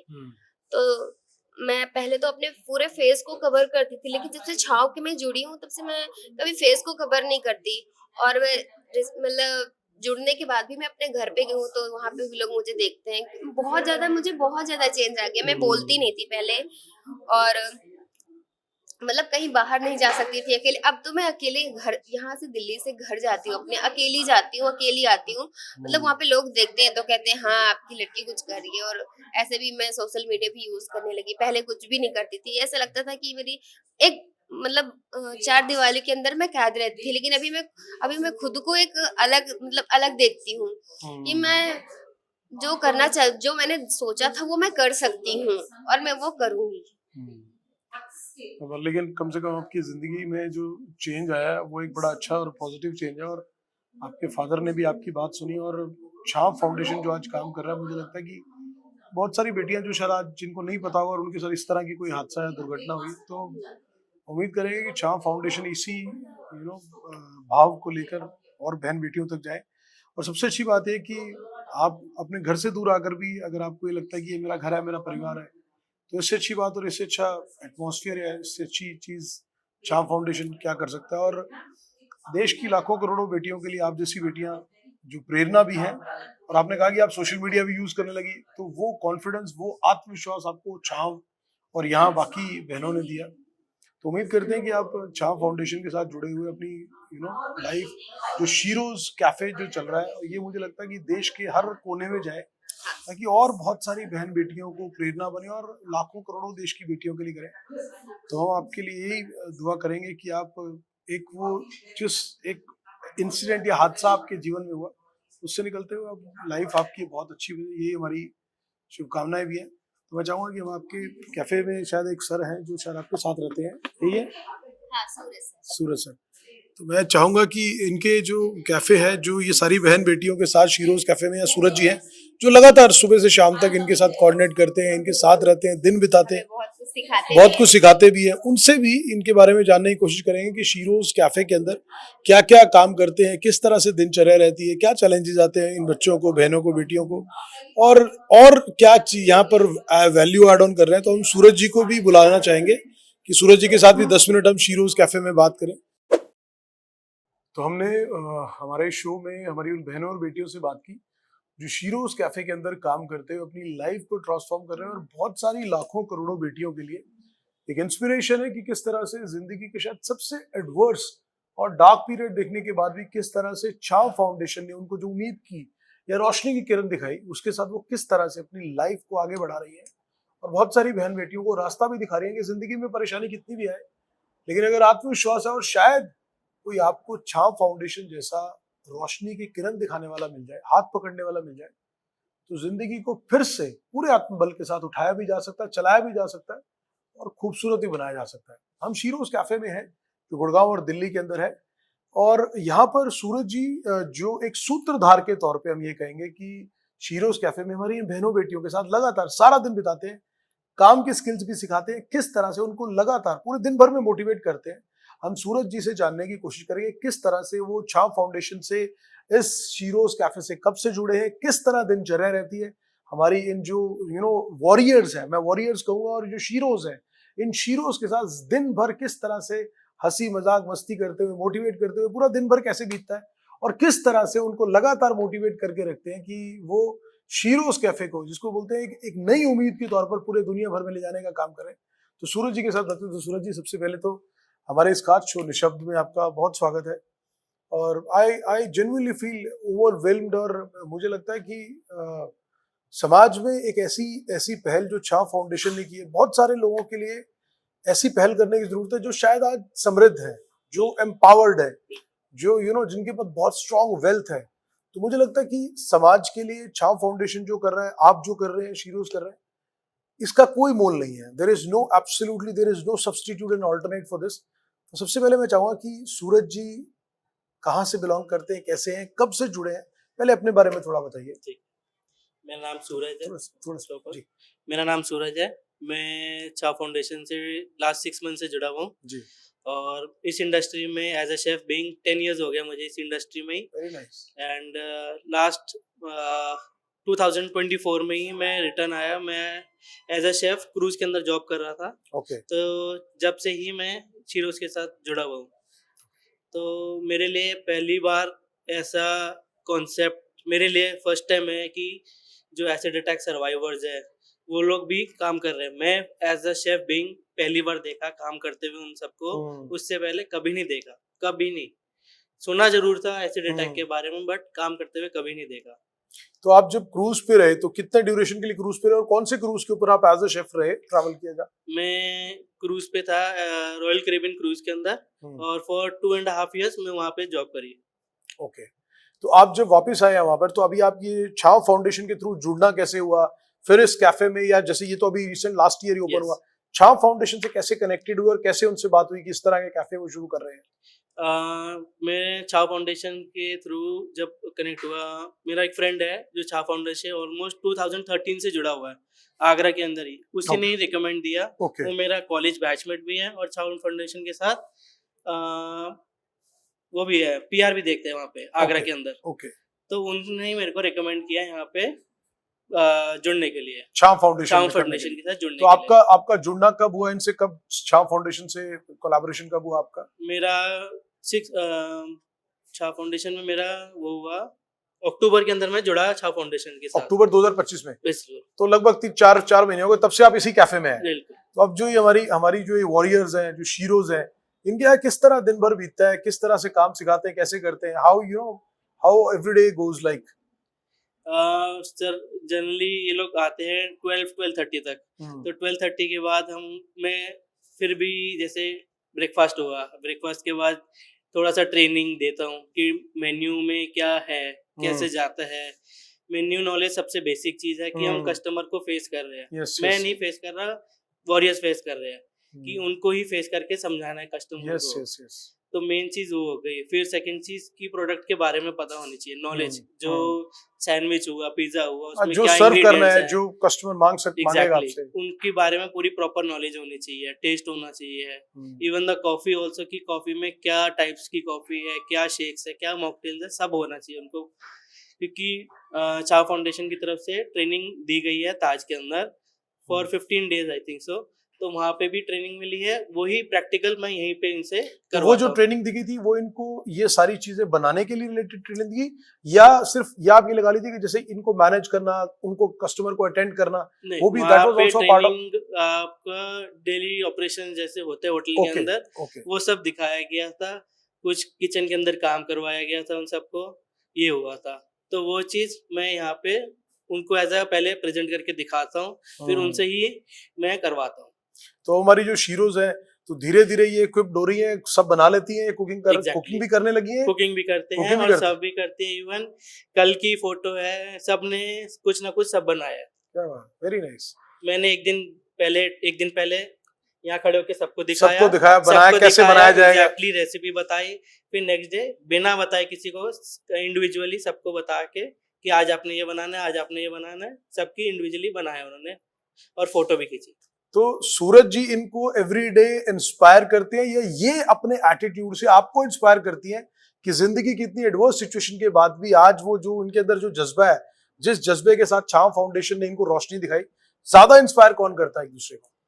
सर पहली चीज तो मैं ही इंस्पायर हो रहा हूँ उनसे कि इतना फेस करने के बाद वो फिर भी खड़े हैं, काम कर रहे हैं। वो उनके लिए एक जज्बा है प्रॉपर काम करने का, ये चीज है। और फिर जब ये मेरे को देखते हैं तो वो भी उनके लिए इंस्पिरेशन है कि ऐसे काम आगे अभी नहीं बाद में काम आएगा। कस्टमर फेस करना, गेस्ट फेस करना, यहाँ नहीं दूसरी लोकेशन पे, नोएडा हो गया, लखनऊ हो गया, आगरा हो गया, वहाँ पे भी सेम चीज है। तो अब जब 3-4 महीने से आप क्लोजली काम कर रहे हैं, अभी भी कभी ऐसा होता है कि कोई बच्चा थोड़ा सा कभी लो फील कर रहा हो, कभी ऐसा लगा कि कोई कस्टमर आया, उसका रिएक्शन उतना पॉजिटिव ना मिला हो, या पॉजिटिव ना मिले तो ये कहें कि थोड़ा लो रिएक्शन था, तो कई बार होता है कि इन बच्चों में या इनमें कि कभी थोड़ा लो फील कर रहे हो and you always feel them कि नहीं आप थोड़ा पंप अप भी करते हो? नहीं, पहली चीज कि कस्टमर ऐसे रिएक्ट ही नहीं करता है, क्योंकि कस्टमर को ऑलरेडी पता है। जैसे बोर्ड लगा हुआ है बाहर, तो वो समझाया जाता है कि एसिड अटैक सर्वाइवर्स ही वर्किंग यहाँ पे है, तो उसी हिसाब से आते हैं। नीचे जब बोर्ड लगा हुआ है तो उसी हिसाब से वो लोग कस्टमर आते हैं। मेन ये है। और आप छोटी मोटी एक्टिविटीज भी हैं, you keep on doing some kind of activities also, you know, just to keep the जो कस्टमर्स एंगेजिंग, इस तरह से भी कुछ करते रहते हैं? जैसे सर, कोई भी ओकेजन हुआ, जैसे 26 जनवरी आया अभी हाँ। गया, तो कोई सॉर्ट ऑफ एक्टिविटी की जिसमें क्लाइंट्स एंगेजमेंट हो गई, यू नो? हाँ, बिल्कुल आता। 26 जनवरी को जैसे लास्ट एक माध्यम रिट्रीट का इवेंट हुआ था, उसमें पेंटिंग्स हुई थी, लाइव पेंटिंग थी, इनका एक सॉर्ट ऑफ वो था, इवेंट था प्रॉपर, जिसमें Okay. डांसिंग था, एक्ट था, सब कुछ होता है। वो माध्यम रिट्रीट करता है। एवरी 15 डेज में एक कला कविशाला का इवेंट होता है, जहाँ पे पोइट्री करते हैं, कवि गाते आते हैं, अपनी कवि सुनाते हैं।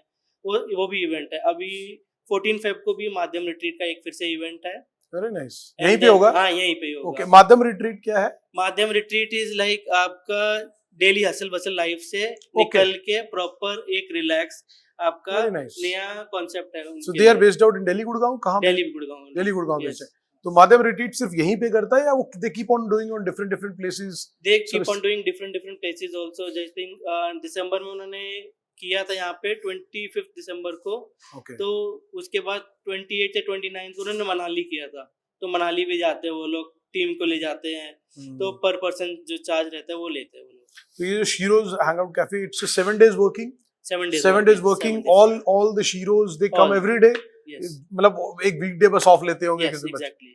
बिल्कुल, वीकडे ऑफ रहता है और बाकी 7 डेज है। इनके साथ काम करते हुए सबसे ज्यादा क्या चीज आपको जो यू नो हार्टनिंग लगती है, रोज इंटरेक्ट करना दिन भर में, यू नो, क्या सबसे ज्यादा हार्टनिंग और इंस्पायरिंग क्या लगता है? हार्डनिंग पार्ट इज आपको इनको समझाना, एक नहीं 10 बारी, बट इंस्पायरिंग वे है कि वो समझ जाते हैं। ये चीज है कि एक नहीं, दूसरी बार नहीं, तीसरी बार गलती होगी, चौथी बार फिर करेंगे, ठीक करेंगे, ऐसे ये चीज है। तो जब आपने क्रूज पे काम कर लिया, इंटरनेशनल यू नो विजिटर्स रहे होंगे, सब रहे होंगे, अब जब आप यहाँ पे काम कर रहे हैं, तो जो लोग आपको पहले से जानते हैं, you know, social media life में, पर्सनल लाइफ Right. में, वो आपसे पूछते होंगे कि ये you know Suraj ji, house interaction, लोगों का रिएक्शन कैसे, लोग किस तरह से पूछते हैं? लोगों में थोड़ी क्यूरियोसिटी रहती है आपसे पूछने के बारे बिल्कुल में? रहती है क्यूरियोसिटी लोगों को। जैसे मेरे फ्रेंड्स एंड फैमिली वाले हैं, फ्रेंड्स ही हैं, उनको आना है, बट वो इतने बिजी हैं अपने वर्क लाइफ के चक्कर में, वो आ ही नहीं पा रहे। नहीं तो वो फर्स्ट डे ही आ जाते ओपनिंग वाले दिन ही। ये है। तो आप सूरज जी रहते कहाँ पे एग्जैक्टली? मैं नॉर्थ दिल्ली रहता हूँ sir. Not Delhi. North Delhi रहता हूँ। ओके, सो डेली वहां से डेली अप डाउन कम्यूट करता हूँ मेट्रो के थ्रू। Very nice. और मेट्रो आपके सामने है? सामने ही है। हमने देखा मेट्रो स्टेशन आपके सामने है। तो चलते चलते सूरज जी, हमारे शो के लिए ये जो ओवरऑल शीरोज कैफे है, you know, what would be you know the one piece you would like to share with the customers, clients and the viewers also? उन लोगों के लिए क्या कहना चाहेंगे, क्योंकि इन बहन बेटियों के साथ जिस तरह से आप इस जर्नी को आगे बढ़ा रहे हैं, क्या कहना चाहेंगे? मैं एक मैसेज देना चाहूँगा कि प्लीज़ एसिड अटैक ना करें, और ये दोबारा जैसे इनको मौका दे काम करने का समाज के अंदर, ताकि इनको भी लोगों की और आम जिंदगी की तरह पहचान मिले। और प्लीज़ कैफ़े शीरोज के अंदर विजिट करें, आगरा, दिल्ली, नोएडा, लखनऊ में भी। Thank you so much Thank Suraj you, ji, sir. Thank you so much ji. So अभी हम हमारे इस खास शो के फाइनल स्टेज पे हैं, निशब्द, जहाँ कहते हैं कि शब्द खत्म हो जाते हैं और वहां पर आपकी भावनाएं या इमोशंस प्रिवेल करते हैं।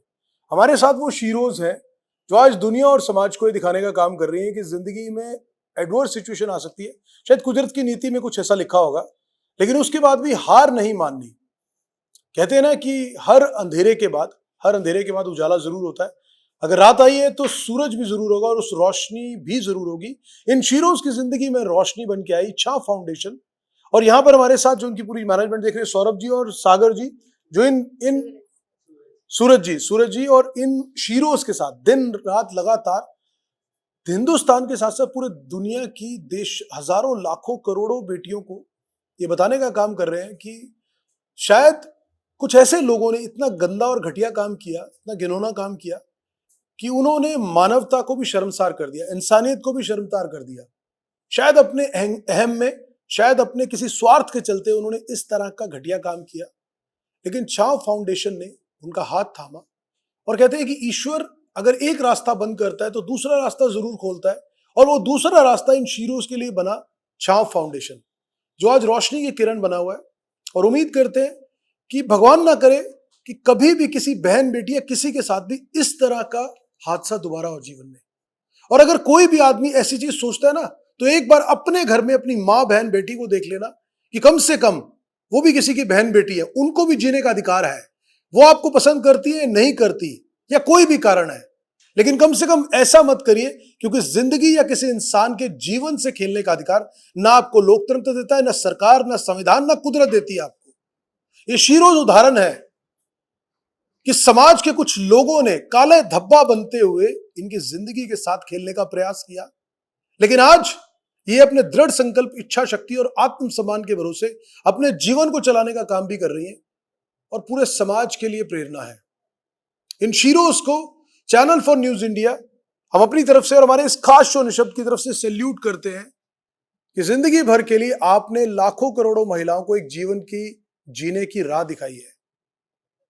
हम यही उम्मीद करेंगे कि भगवान ना करे किसी के साथ ये फिर कभी भी हो, लेकिन थैंक्स टू जो फाउंडेशन है, उस फाउंडेशन को हम इस बात का धन्यवाद करना चाहेंगे। और शायद इनके इस काम में बहुत सारी कंपनीज अलग अलग, जैसे यहां पर बजाज फिनसर्व है, CSR एक्टिविटीज के थ्रू भी ऐसे बहुत सारे चीजों को कॉर्पोरेट सोशल रिस्पॉन्सिबिलिटी के तहत बढ़ाने का काम कर रही है। हम इन सभी बहनों को बहुत साधुवाद करते हैं कि शायद आपने अपनी जिंदगी का सबसे डार्क फेस देखा होगा, शायद आपको लगा होगा कि शायद अब ये जीवन का अंत है, समाज के बहुत से हाथ छूट गए होंगे आपसे, लेकिन आज आप लोगों ने जो प्रेरणा दी, आज लाखों करोड़ों लोग आपकी तरफ उम्मीद से देख रहे हैं कि शायद आप ही वो बहन और बेटियां हैं जो इस समाज को नई दिशा और दशा देने का काम करेंगे। शब्द खत्म हो चुके हैं, लेकिन शायद आज इन बहन बेटियों के लिए सैल्यूट बनता है। और मैं अपनी तरफ से, मैं अपने उन पूरे समाज की तरफ से, लेकिन एक बात जरूर कहूंगा, कहते हैं कि हमारा हिंदुस्तान आज तक मेल डोमिनेटिंग सोसाइटी रहा, पुरुषों ने समाज को चलाया, लेकिन आज बहन बेटियां कम नहीं है, आज शायद उनसे ज्यादा आगे निकल चुकी हैं, और उसका लाइव एग्जाम्पल है ये शीरोज। लेकिन कहीं ना कहीं जिन पुरुषों ने भी ये काम किया, जिन लोगों ने इन बहन बेटियों के साथ काम किया ना, तो कहीं ना कहीं यहाँ खड़े होते हुए इन बहन बेटियों के साथ थोड़ी शर्म भी आ रही है कि क्या पुरुष ऐसा हो सकता है। अगर आपको समृद्ध बनाया, आपको फिजिकली तौर पर कुदरत ने शक्तिशाली बनाया, तो आप समर्थे बनिए, एम्पावर करिए, समाज को, सोसाइटी को, बहनों को, बेटियों को एम्पावर करिए। ऐसा गंदा काम मत करिए कि शायद बाकी पुरुषों को अपने आप को मेल कहने में भी शर्म आए। इस शब्द में आज हमारा ये पहला एपिसोड उन शीरोज के लिए और सारे दुनिया भर की महिलाओं और बेटियों को समर्पित। और मैं चलते चलते मैं इतना जरूर कहना चाहूंगा कि ये रात के बाद जो सुबह आई है ना, अब ये सुबह हमेशा के लिए उजाला बन के रहे और पूरे दुनिया की महिलाओं और लड़कियों के जिंदगी में हमेशा के लिए रोशनी करे। बस यही हम दुआ करते हैं। और मैं अपनी तरफ से सैल्यूट भी करता हूं दिल से, और मैं अपनी इन बहनों के पैर छूकर आशीर्वाद जरूर लेना चाहूंगा कि आज आपने समाज को जो दिखाया है ना, इसका कोई मोल नहीं है, ये अनमोल है। और छाव फाउंडेशन, आपको भी दिल से बिग सैल्यूट करता हूं कि आप लोग जो इस पहल को किया है, शायद समाज इनको दरकिनार कर देता, शायद अपने घर से बाहर ना निकलती, लेकिन आप भी जो कर रहे हैं उसको दिल से सलाम करता हूं और उम्मीद करता हूं कि बहुत सारे छाव फाउंडेशन इसी तरह काम करता रहे। आज लखनऊ, आगरा, दिल्ली, गुड़गांव और पुणे, सब जगह आपके आउटलेट्स खुल रहे हैं। हम चाहेंगे कि पूरे हिंदुस्तान में आउटलेट्स खुले और देश विदेश तक जाए। और ये झंडा जो आपने उठाया है ना, ये एसिड सर्वाइवर्स का झंडा, धीरे धीरे हम देखें हिंदुस्तान में एक भी एसिड सर्वाइवर ना रहे, एक भी एसिड अटैक वाला ना रहे। तो निशब्द, just before signing it of, मैं अपनी बहनों से उनके पैर छूकर आशीर्वाद लेना चाहूंगा और माफी मांगते हैं उन पुरुषों की तरफ से जिन्होंने ये गंदा काम किया। उम्मीद करते हैं कि सबको जीने का अधिकार है, बस वो मौका दीजिए और हमारी इन बहन बेटियों के साथ मिलकर इस शीरोज हैंगआउट, जहां जहां आपको मिलता है ना, वहां जाइए, कॉफी पीजिए, चाय पीजिए, खाना, इनका कॉन्फिडेंस बढ़ाइए और शीरोज हैंगआउट को और ज्यादा पूरे हिंदुस्तान के साथ पूरी दुनिया में लेके जाइए। Thank you for watching channel for news India और हमारा खास शो निशब्द।